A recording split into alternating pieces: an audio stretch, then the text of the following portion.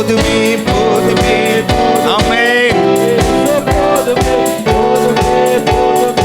எந்த நாளிலுமே என் நிலையிலுமே எந்த வாழ்வினிலே இயேசு போதுமே.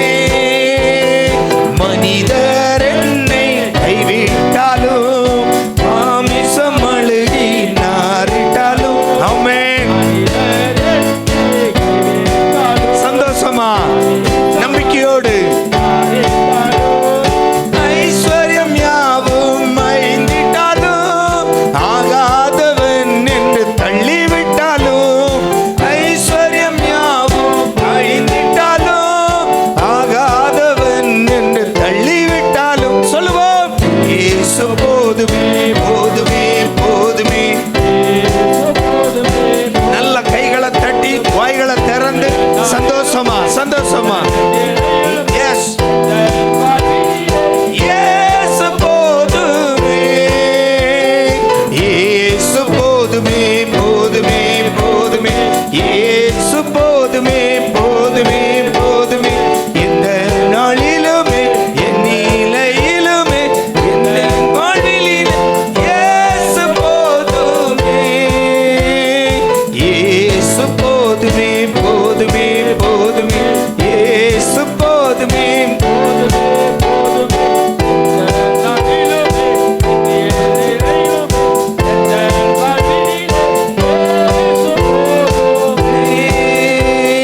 இயேசு போதுமே போதுமே போதுமே. இயேசு போதுமே போதுமே போதுமே. சொல்லுங்க சொல்லுங்க அப்பாவை பார்த்து சொல்லுங்க, ஆண்டவரே என் வாழ்க்கையில எந்த சூழ்நிலை என்றாலும் எனக்கு நீர் ஒருவர் மட்டும் போதுமே.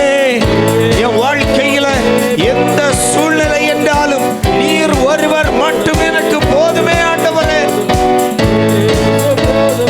போதுமே போதுமே.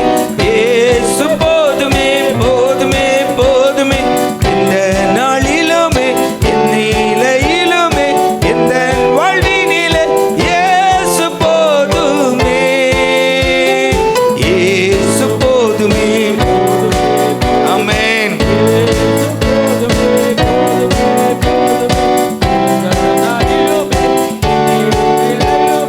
இயேசு போதுமே. இயேசு போதுமே. நல்ல வாய்களை திறந்து ஒரு நம்பிக்கையோடு அறிக்கையிடுங்க. அப்பா, யோபு தன்னுடைய வாழ்க்கையின் சூழ்நிலைகளில் எல்லாவற்றிலும் ஆண்டவரே உண்மையில் ஒரு நம்பிக்கை வைத்திருந்தது போல எங்க வாழ்விலும் எத்தனை இடர்கள் வந்தாலும் எத்தனை சோதனைகள் வந்தாலும் ராஜா நாங்கள் உண்மையில் நம்பிக்கை வைத்து முன்னேற கிருபை செய்யுங்கப்பா. ஒவ்வொரு பிள்ளைகளையும் எல்லா பிள்ளைகளும் வாய்களை திறந்து கரங்களை தட்டி சொல்லுங்க, இயேசுவே நீங்க போதுமே. இயேசுவே நீங்க போதுமே. எங்கள் ஆராதனை நீவே நான் தெய்வமோ மகிம கனத்துக்கு அருகுடவு நான் தெய்வமோ सृष्टिकर्ता मुक्तिदाता सृष्टिकर्ता मुक्तिदाता ना स्तुతులకు పాత్రుడా ఆరాధన నీకే నా యేసయ్య ఆరాధన నీకే. எல்லாரும் வாய்களை திறந்து நல்ல கைகளை தட்டுங்க. ஜீவனோட நல்ல பலத்தோட ஆண்டவர் தந்த ஜீவன். எஸ்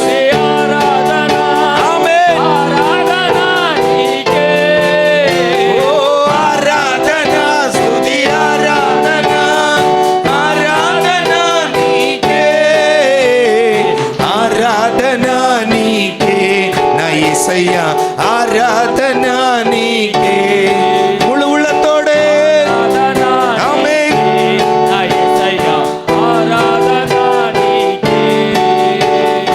மன்னான குறுப்பிஞ்சினாவு பண்டருண்டி நீலிப்பினாவு மன்னான குறுப்பிஞ்சினாவு பண்டருண்டி நீலிப்பினாவு யெகோவா ஈரே చూచుకొందు யெகோவா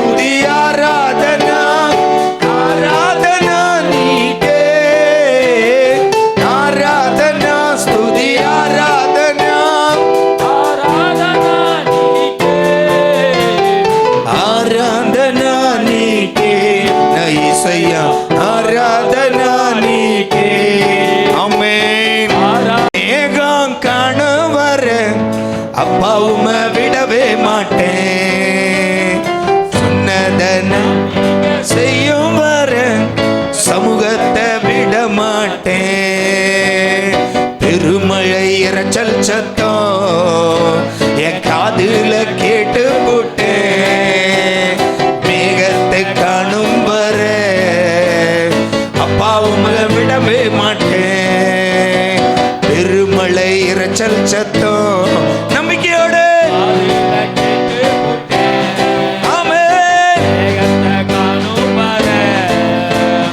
அப்பாவுமே விடவே மாட்டேன். அளவு மேகம்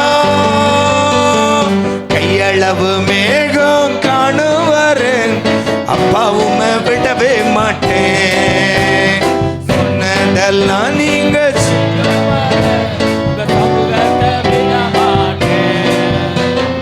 பவுலும் சீலாவும் போல நான் சிறையில மாட்டிக்கிட்டேன்.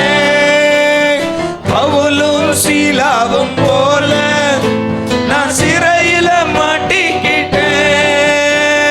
கதவுகள் திறக்கிற வரைக்கும் அப்பாவும் விடவே மாட்டேன். சொல்லுங்க, கதவுகள் திறக்கிற வரைக்கும் அப்பாவும் விடவே மாட்டேன்.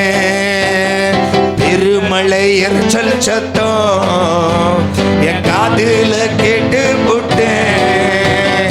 மேகத்தை காணும் வர அப்பாவும் விடவே மாட்டேன். பெருமழை எரிச்சல் சத்தம் ஆமென்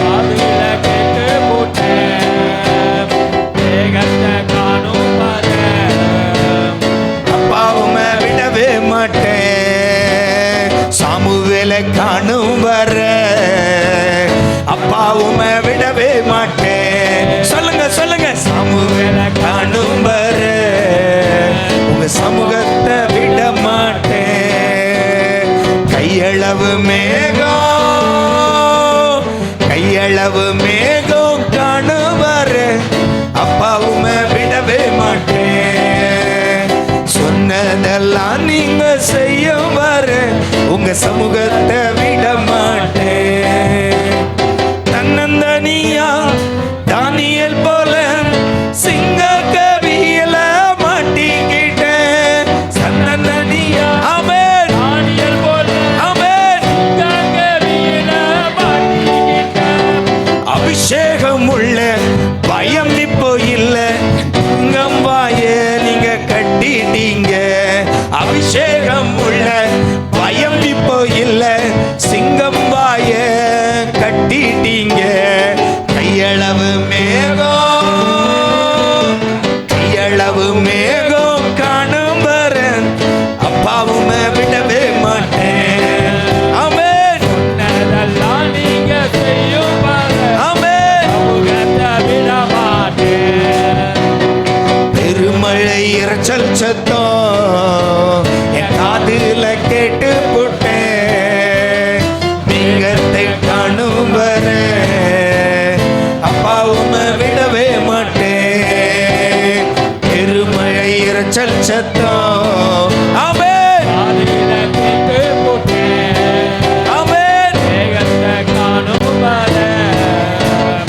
அப்பாவும் விடவே மாட்டேன்.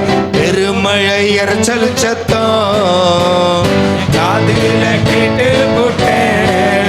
ஆமென் விடவே மாட்டேன். பெருமழை இரைச்சல் சத்தம் காதுல கேட்டு போட்டேன். காணும் வர அப்பாவும் விடவே மாட்டேன். கையளவு மேகம் காணும் வர அப்பாவும் விடவே மாட்டேன். விட மாட்டோம். நீங்க செய்யும் ஆமென் விட மாட்டேன். தன்னந்தனியா தானியேல் போல சிங்க கவியில மாட்டிக்கிட்டேன். தன்னந்தனியா தானியேல் போல சிங்க கவியில மாட்டிக்கிட்டேன். அபிஷேகம் உள்ள பயம் இப்போ இல்ல. சிங்கம் வாய கட்டிட்டீங்க. அபிஷேகம் உள்ள பயம் இப்போ இல்ல. சிங்கம் வாய கட்டிட்டீங்க. கையளவு மேகம் கையளவு மேகம் காணும் வர அப்பாவும் விடவே மாட்டேன். யாக்கோபை போல நீங்க செய்யும் ஆமென் விட மாட்டேன்.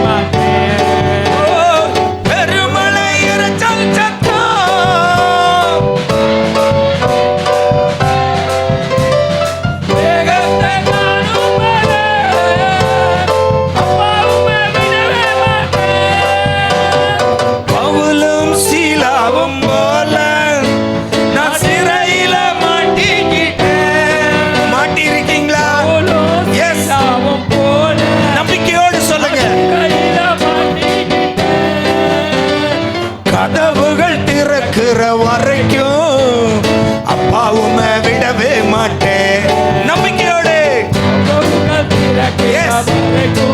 எனக்கு பதில் கிடைக்காமல் விட மாட்டான்பா. கையளவு மேகம் காணும் வர அப்பாவுமே விடவே மாட்டேன். சொன்னதெல்லாம் நீங்க செய்யும் வர உங்க சமூகத்தை விட மாட்டேன். பெருமழை இரைச்சல் சத்தம் என் காதுல கேட்டு போட்டேன். ஆமென். எஸ், விடவே மாட்டேன். பெருமழை இரைச்சல் சத்தம் ஆமென் காணும் வர அப்பாவுமே விடவே மாட்டேன். ஏலியின் வார்த்தை சத்தம் என் காதுல கேட்டு போட்டேன். சாமுவேலை காணும் வர அப்பாவுமே விடவே மாட்டேன். ஏலியின் வாக்கு தத்தம் காதுல கேட்டு போட்டேன். சாமுவேலை காணும் வர சாமுவேலை காணும் வரை விடவே மாட்டேன். பெருமழை இரைச்சல் சத்தம் என் காதுல கேட்டு போட்டேன். நம்பிக்கையோடு காணும் வர ஆமென் விடவே மாட்டேன். பெருமழை இரைச்சல் சத்தம் என் காதுல கேட்டு போட்டேன். மேகத்தை காணும் வர அப்பாவுமே விடவே மாட்டேன். பெருமழை இரைச்சல் சத்தம் என் காதுல கேட்டு போட்டேன். நம்பிக்கையோடு காணும் வர எஸ், நீ ஜெபிக்கிற ஜெபத்தில் உறுதியாயிரு. யாக்கோபை போல போராடு. யாக்கோபை போல போராடு. அன்னாளை போல உன்னுடைய இருதயத்தை தேவ சமூகத்தில் ஊற்றி அவர் நிச்சயம் உனக்கு பதிலை தருவார். அவர் நிச்சயம் சொன்னதை உன் வாழ்வில் நிறைவேற்றுவார். ஆமென். காணும் வர அப்பாவுமே விடவே மாட்டேன். நல்ல கரங்களை தட்டி சொல்லுங்க, விடமாட்டோம், விடமாட்டோம். சொல்லுங்க, சொல்லுங்க, விடமாட்டோம். அப்பா விடமாட்டோம். நல்ல வாயை திறந்து சொல்லுங்க, விடமாட்டோம். அப்பா உங்களை விடமாட்டோம். நீங்க சொன்னதை செய்து முடிக்கும் வரை விடமாட்டோம். யோபு சொல்லுகிறார், நீர் செய்ய நினைத்தது தடைபடாது. காரணம் உம்மை போல ஒரு சர்வ வல்லவர் இந்த பூமியில் இல்லை ராஜா. எத்தனை பிள்ளைகளுக்கு ஆமென் சொல்ல முடியும்? உம்மை போல ஒரு தெய்வம் என் வாழ்வில் நான் கண்டதில்லை. நல்ல கரங்களை உயர்த்தி அப்படியே ஆண்டவர் நாமத்தை உயர்த்தலாமா?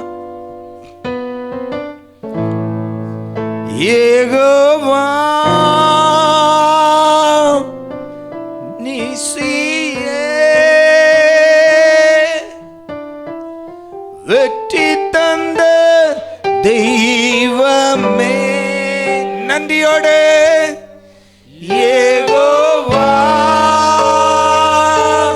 நீசியே வெற்றி தந்த தெய்வமே.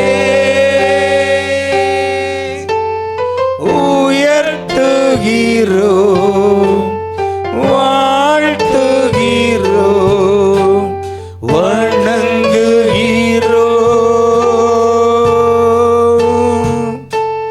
உம்மை உயர்த்துகிறோம். அப்படியே சபை ஆராதிக்கட்டும். எஸ், ஒரு 5 நிமிஷம் இந்த உலகம் மறந்து அப்பா நாமத்தை உயர்த்தலாம். உம்மை உயர்த்துகிறோம், வாழ்த்துகிறோம், வணங்குகிறோம். யெகோவா ராஃபா சுகம்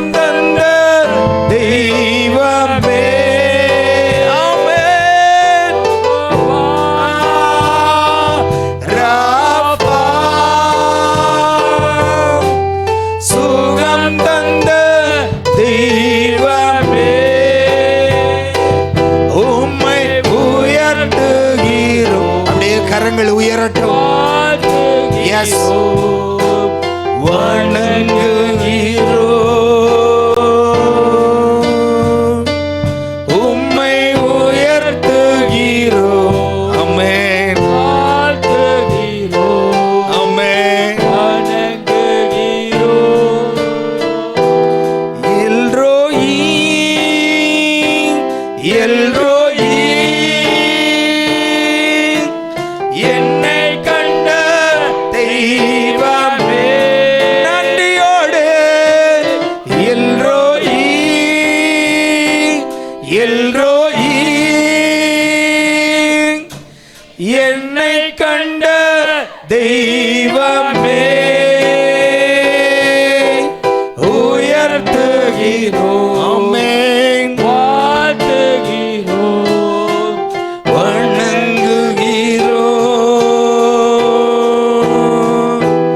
உம்மை உயர்த்துகிறோம். வாழ்த்துகிறோம். வணங்குகிறோம்.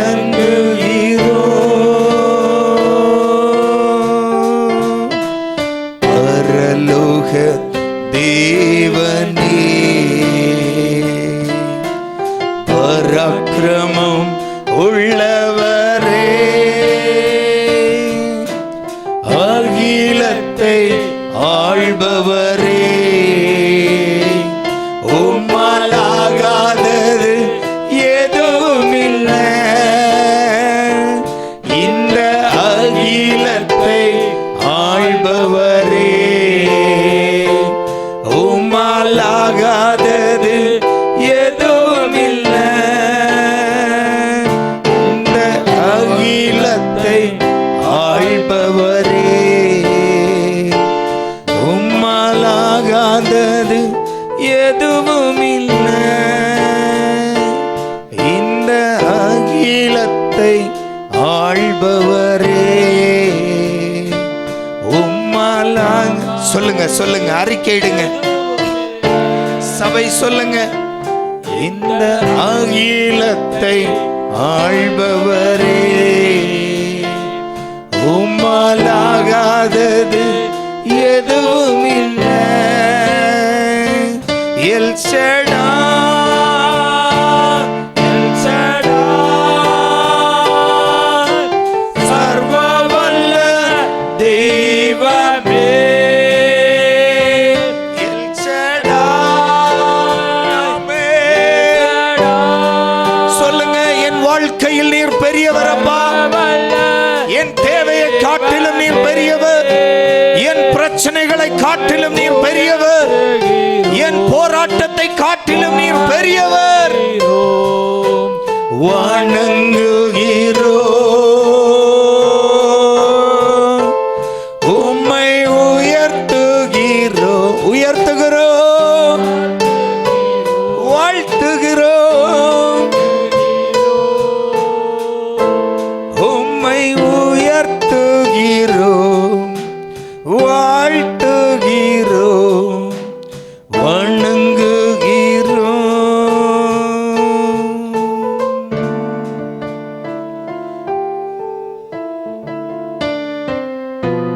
வாழ்த்துகிறோம். வணங்குகிறோம் அப்பா. இயேசுவே, எங்க வாழ்க்கையில சூழ்நிலை எதுவென்றாலும் அந்த சூழ்நிலையை காட்டிலும் நீர் பெரியவராயிருக்கிறேன். என் சூழ்நிலையை காட்டிலும் நீர் பெரியவர். என் பிரச்சனைகளை காட்டிலும் நீர் பெரியவர். என் போராட்டத்தை காட்டிலும் நீர் பெரியவர். நிச்சயம் என் வாழ்வில் வழிகளை நீர் திறந்து தருவீர். நீர் சர்வ வல்லவர் ராஜா. ஆண்டவரே, ஒருவேளை அடைக்கப்பட்ட வாசல்களோடு யாரேனும் வந்திருந்தால் அப்பா, நாங்கள் ஜெபிக்கிறோம். உம்மால் கூடாதது ஒன்றுமில்லை. ஒருவேளை வியாதிகளோடு வந்திருக்கலாம். நாங்கள் சொல்லுகிறோம், உம்மால் கூடாதது ஒன்றுமில்லை. ஒருவேளை கடன் பிரச்சனையின் அந்த விளிம்பில் நின்று கொண்டிருக்கலாம். அப்பா, அவ்வளவுதான், முடிஞ்சு போச்சு என் வாழ்க்கை, கழுத்தளவு மூக்களவு முங்கிட்டேன், அவ்வளவுதான் முடிஞ்சு. அந்த விளிம்பு நிலையில் இருக்கலாம். ஆனால் நாங்கள் அறிக்கையிடுகிறோம், உம்மால் ஆகாதது ஒன்றுமில்லை, உம்மால் ஆகாதது ஒன்றுமில்லை, உம்மால் ஆகாதது ஒன்றுமில்லை. என் பார்வையில் முடிந்து போனது உம்முடைய பார்வையில் புதிய துவக்கம்.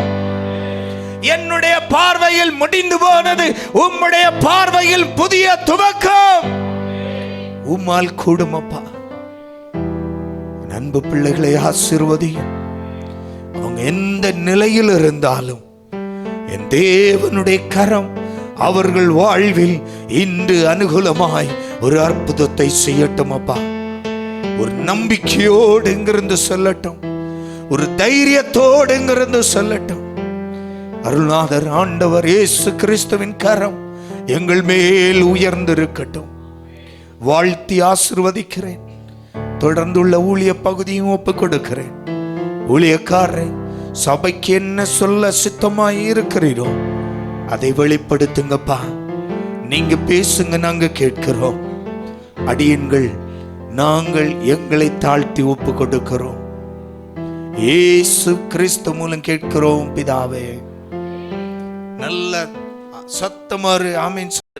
மத்தேயு 4வது அதிகாரத்தை எடுத்துக்கொள்ளுவோம். మత్తేయు 4వ అధికారం ఎత్తుకుంటాము. மத்தேயு 4வது அதிகாரம். మత్తేయు 4వ అధికారము. அந்த 4வது அதிகாரத்துல ఆ 4వ అధికారంలో முதல் வசனத்திலிருந்து 11வது வசனம் வரைக்கும் ஒரு ஆள் சத்தமா படிங்க பாப்போம், சீக்கிரமா. వచనములోంచి 11వ వచనం దాకా చదువుతాము. அப்பொழுது இயேசு பிசாசினால் சோதிக்கப்படுவதற்கு ஆவியானவராலே வனாந்தரத்திற்கு கொண்டு போகப்பட்டார். அவர் இரவும் பகலும் 40 நாள் உபவாசம் இருந்த பின்பு அவருக்கு பசி உண்டாயிற்று. அப்பொழுது சோதனைக்காரன் அவரிடத்தில் வந்து, நீர் தேவனுடைய குமாரனே ஆனால் இந்த கல்லுகள் அப்பங்கள் ஆகும்படி சொல்லும் என்றான். அவர் பிரதியுத்தரமாக, மனுஷன் அப்பத்தினாலே மாத்திரமல்ல, தேவனுடைய வாயிலிருந்து புறப்படுகிற ஒவ்வொரு வார்த்தையினாலும் பிழைப்பான் என்று எழுதியிருக்கிறதே என்றார். அப்பொழுது பிசாசு அவரை பரிசுத்த நகரத்திற்கு கொண்டு போய் தேவாலயத்து உப்பரிகையின் மேல் அவரை நிறுத்தி, நீர் தேவனுடைய குமாரனே ஆனால் தாழ குதியோ, ஏனெனில் தம்முடைய தூதர்களுக்கு உம்மை குறித்து கட்டளையிடுவார். உமது பாதம் கல்லில் இடராத படிக்கு அவர்கள் உம்மை கைகளில் ஏந்தி கொண்டு போவார்கள் என்பதாய் எழுதியிருக்கிறது என்று சொன்னார். அதற்கு இயேசு, உன் தேவனாகிய கர்த்தரை பரீட்சை பாராதிருப்பாயாக என்றும் எழுதியிருக்கிறதே என்றார். மறுபடியும் பிசாசு அவரை மிகவும் உயர்ந்த மலையின் மேல் கொண்டு போய் உலகத்தின் சகல ராஜ்யங்களையும் அவைகளின் மகிமையையும் அவருக்கு காண்பித்து, நீர் சாஷ்டாங்கமாய் விழுந்து என்னை பணிந்து கொண்டால் இவைகளை எல்லாம் உமக்கு தருவேன் என்று சொன்னான். அப்பொழுது இயேசு, அப்பாலே போ சாத்தானே, உன் தேவனாகிய கர்த்தரை பணிந்து கொண்டு அவர் ஒருவருக்கே ஆராதனை செய்வாயாக என்று எழுதியிருக்கிறதே என்றார். அப்பொழுது பிசாசானவன் அவரை விட்டு விலகி போனான். உடனே தேவதூதர்கள் வந்து அவருக்கு பணிவிடை செய்தார்கள். அல்லேலூயா, హల్లెలూయా. கர்த்தருடைய பரிசுத்த நாமத்திற்கு மகிமை உண்டாகட்டும். యెహోవా దేవుని నామానికి మహిమ ఉండవుని. நான் 15ஆம் வசனத்தை நான் படிக்கிறேன். 15వ వచనం చదువుతాము. இருளில் இருக்கும் ஜனங்கள் பெரிய வெளிச்சத்தை கண்டார்கள். మబ్బులో ఉండే జనాలు పెద్ద ప్రకాశాన్ని చూశారు. ஏசாயா தீர்க்கதரிசியினால் உரைக்கப்பட்ட வசனம் நிறைவேறும்படிக்கு இப்படி ஆயிற்று. యేసయ్య వచనము అయ్యే దాని కోసము ఇట్లా అయింది. நிறைவேறும்படி இப்படி நடந்தது. అది అవ్వే దాని గురించి ఇప్పుడు అట్లా జరిగింది. ஆமென் சொல்லுங்க. ఆమేన్. உங்க வாழ்க்கையில தேவ திட்டம் நிறைவேறும்படி சில காரியம் நடக்க வேண்டும். మీ జీవితంలో కొన్ని కార్యాలు అయ్యే దాని కోసం చెప్తాము. சில காரியம் நடந்தாதான் தேவ திட்டம் நிறைவேறும். కొన్ని కార్యాలు జరిగితేదా దేవుని ఒక గురి అనేది జరుగును. யோசேப்புக்கு ஆண்டவர் தரிசனம் கொடுத்தார். யோசேப்புకు దేవుడు దర్శనం ఇచ్చాడు. ஆனா அது நிறைவேறுவதற்கு முன்னால சில காரியம் எல்லாம் நடக்க అది வேண்டியிருந்தது. వానికి అయ్యేదానికి ముందు కొన్ని కార్యాలు అయ్యింది. சகோதரர்கள் பகைக்க வேண்டி இருந்தது. సహోదరులు వానికి ఎదురుగా జరిగేదాని ఉన్నింది. வெறும் குழியிலே தூக்கி போடப்பட வேண்டி இருந்தது. గుంతలో వాణ్ణి ఎత్తి వేసేదానికి అయ్యింది. நாடு கடத்தப்பட வேண்டி இருந்தது அல்லது விற்கப்பட வேண்டி இருந்தது. దేశానికి అమ్మేదానికి వాణ్ణి వేసి పెట్టిండారు. அடிமையாய் அங்க ஒரு இடத்துல வேலைக்கு போக வேண்டி இருந்தது. గులాం తనములో ఆ జాగాకు వాడు పనిగా పోవాల్సి ఉండింది. அங்க அபாண்டமாய் ஒரு பழி சுமத்தப்பட வேண்டி இருந்தது. వాని మీద తప్ప పైన ఒక మాట వాని మీద వచ్చి పడింది. சிறைக்குள்ளே அடைக்கப்பட வேண்டி இருந்தது. జైలు లోపల వాడు పోవల్చి పడింది. பானபாத்திரக்காரனால் மறக்கப்பட வேண்டி இருந்தது. వాని జతలో ఉండిన దాని వల్ల వాని మరిచిపోయినోడు. இதெல்லாம் நடந்த பின்னால ఇది అన్ని జరిగిన తర్వాత தரிசனம் நிறைவேறுகிறது. వాని దర్శనం జరుగుతుంది. தரிசனம் நிறைவேறுகிறது. దర్శనం వానికి అవుతాయి. சத்தமா சொல்லுங்க அல்லேலூயா. హల్లెలూయా. தரிசனம் சின்ன ஸ்பார்க் மாதிரி தான் இருக்கும். దర్శనం అది చిన్నది కదా ఉన్నో. ஆனா அது நிறைவேறதுக்கு முன்னாடி நிறைய உங்க வாழ்க்கையில நடக்கலாம். ఆ జరిగేదానికి ముందు మన జీవితంలో ఎన్నో இந்த సమస్యలు. நடக்கிறதெல்லாம் பார்த்து సోందు போகாதீங்க. ఇది జరిగేదానంతా చూసి సుస్తైపోవద్దండి. வாழ்க்கையில நிறைய நடந்துகிட்டு இருக்குல்ல. జీవితంలో అన్ని జరుగుతా ఉంది కదా. நிறைய பிரச்சனை, ఎన్నో సమస్యలు, நிறைய పోరాటాలు நிறைய நடந்துகிட்டு இருக்கு. ఇంత జరుగుతా ఉన్నాయి. இதெல்லாம் அந்த தரிசனத்தை நிறைவேற பண்ணுவதற்காக. అన్ని ఆ దర్శనాలు మనకు ஆமென். అయ్యేదానికి. நல்ல கையை தட்டி கர்த்தரை மகிமைப்படுத்துங்க பாப்போம். ஹல்லேலூயா. உன் வாழ்க்கையில நடக்கிறது எல்லாம் கர்த்தர் சொன்னதை நிறைவேற பண்ணுவதற்காக, அவர் தரிசனத்தை நிறைவேற பண்ணுவதற்காக. ஹல்லேலூயா. நல்ல கையை தட்டி ஆமென். நடப்பதெல்லாம் நன்மைக்கே, நன்மைக்கே நன்றி சொல்லி மகிழ்வேன் இன்றைக்கே. சொல்லுங்க கையை தட்டி. நடப்பதெல்லாம் நன்மைக்கே சொல்லி மகிழ்வேன் இன்றைக்கே. நன்றி இயேசு ராஜா, இயேசு ராஜா, நன்றி రాజా, యేసు రాజా. హల్లెలూయా. హల్లెలూయా. நடக்கிறது எல்லாம் நல்லதுக்குதான். జరిగేది ఎంత మంచిదానికే. நிறைவேறும்படி நடந்தது. జరిగే దాని వల్ల జరిగింది. அப்ப என்ன நடந்துச்சு?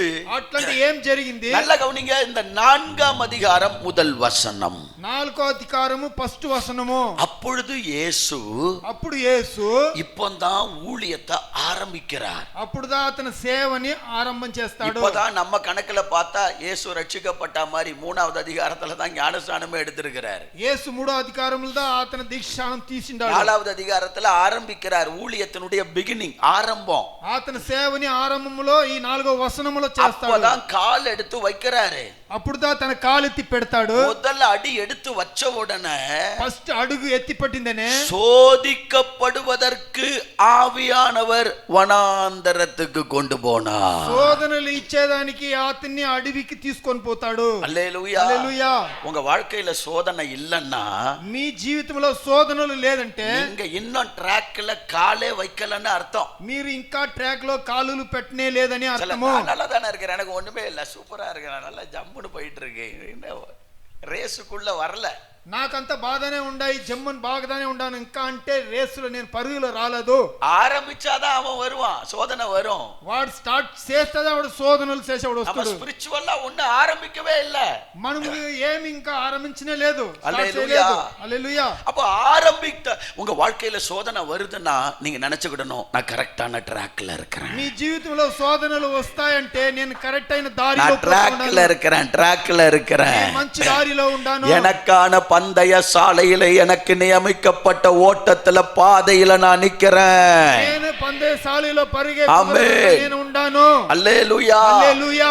அப்ப சோதனை தான் அதை கன்ஃபர்மேஷன் பண்ணுது பாருங்க. అప్పుడు ఆ శోధనలు தான் మనకు గ్యారెంటీ ఇస్తాయి. அப்போ ஆவியானவர் சோதிக்கப்படுவதற்கு இயேசுவை கொண்டு போகிறார். ఆత్మైనోడు శోధనలు ఇచ్చేదానికి యేసయ్యని తీసుకొని పోతాడు.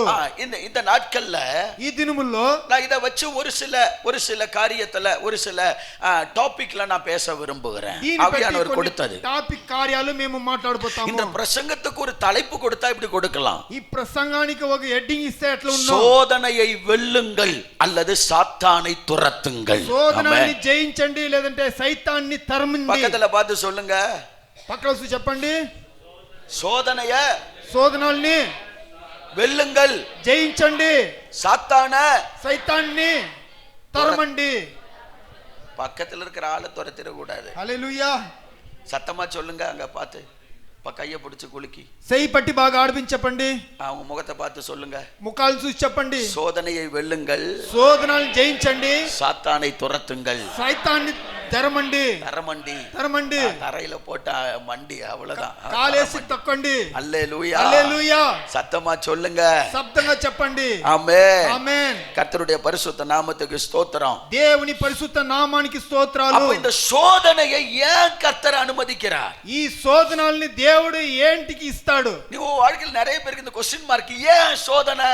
ఈ జీవితంలో అందరికి క్వశ్చన్ మార్క్ ఏంటికి? எங்க சோதனை உங்களுக்கு எனக்கு மட்டும் இல்லங்க, இயேசுவுக்கே இருந்துச்சு. சோதனாలు మీకు నాకు మాత్రం కాదండి, యేసుకు మాత్రమే ఉంది. மாம்சத்துல வெளிப்பட்டு கால் வைக்கிற, நல்ல லைன்ல ட்ராக்ல கால் வைக்கிற ஒவ்வொருவருக்கும் சோதனை உண்டு. மாம்சములో బాగా ఉండి ఒక్కొక్కరు కాలు పెట్టే వాళ్ళకి ఈ శోధనాలు ఉంది. இந்த சோதனையை ஏன் அனுமதிக்கிறார் தெரியுமா? ఈ శోధనాలను ఏంటికి ఇస్తాడు తెలుసునా? தேவன் தூதனை சிருஷ்டித்தார். దేవుడు దూదల్ని సృష్టించాడు. தூதன் என்ன பண்ணா? వానికి ఏం చెప్పాడు? விழுந்து போயிட்டான், పడిపోయాడు. அதுல ஒரு கூட்டம் விழுந்து போச்சு. దాంట్లో ఒక గుంపు పడిపోయింది. எப்படி உண்டாக்குனாரு? దాన్ని ఎట్లా రెడీ చేశాడు? விலையேறப்பெற்ற ரத்தனங்களினால உண்டாக்குனார். అది ఎంత డబ్బులు లేని ఉంటే ఆ రత్నముల్లో వాళ్ళని రెడీ చేశాడు. பொன்னால உண்டாக்குனார். బంగారములో రెడీ చేశాడు. கோல்டு வேல்யூபிள் ஸ்டோன்ஸ்ல அவன் மேக் பண்ணப்பட்டிருக்கிறான். గోల్డ్ వాల్యూ ఉండే ఆ స్టోన్ లో వాడిని లేపాడు. இப்ப மனுஷனை பார்த்த உடனே, ఇప్పుడు మనిషిని చూసిందనే மனுஷனை ஆண்டவர் என்ன பண்ணார்? மண்ணால உண்டாக்குனார். దేవుడు మనిషిని మన్నులో రెడీ చేశాడు. சோதனை ஏன் சொல்றேன் கவனிக்கிறீங்களா? దీని ఏం చెప్తాం చూస్తారా? மண்ணால உண்டாக்குனார். మన్నులో రెడీ చేశాడు. ఆ உண்டாக்கப்பட்ட பின்னால అతను రెడీ అయిన తర్వాత ஆண்டவருடைய நோக்கம், பிளான் இப்ப தூதனுக்கு புரியுது. అతను గురి అనేది వీనికి దూదనికి తెలుస్తాయి. நம்மள உண்டாக்குனாரு, మనముల్ని రెడీ చేశాడు. மனுஷனை ஏன் உண்டாக்குனாரு? మనిషిని ఏంటికి రెడీ చేశాడు?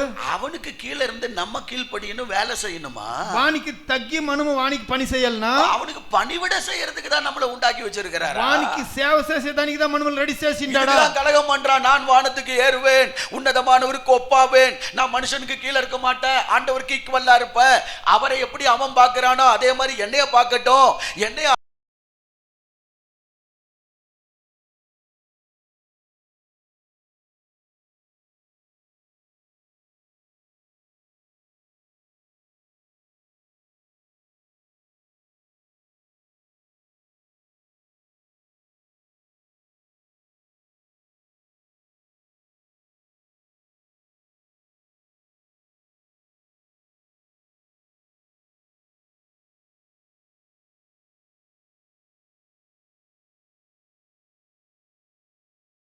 கீழே தள்ளிட்டார்ல, దూదని పట్టి కింద దొబ్బేశాడు. தள்ளிட்ட பின்னாலதான் ஃபீல் பண்ணார் ஆண்டவர். దబ్బిన తర్వాత ఆ దేవుడు ఫీల్ చేశాడు. ஓ, என் சாயெல்லாம் என் பிள்ளைகளை உண்டாக்குன, నా సాయిల్లో నా బిడ్డల్ని రెడీ చేశాను. தூதன் என் பிள்ளைய மதிக்காம போயிட்டான் பாரு. ఈ దూదుడు నా బిడ్డల్ని వాడు మదించకుండా పోయినాడు. என் பிள்ளைகளை இந்த தூதன் வந்து ஹானர் பண்ணல பாரு. వాడు ఆనర్ చేయలే నా బిడ్డల్ని. వాడు ஏன் ஹானர் பண்ணல?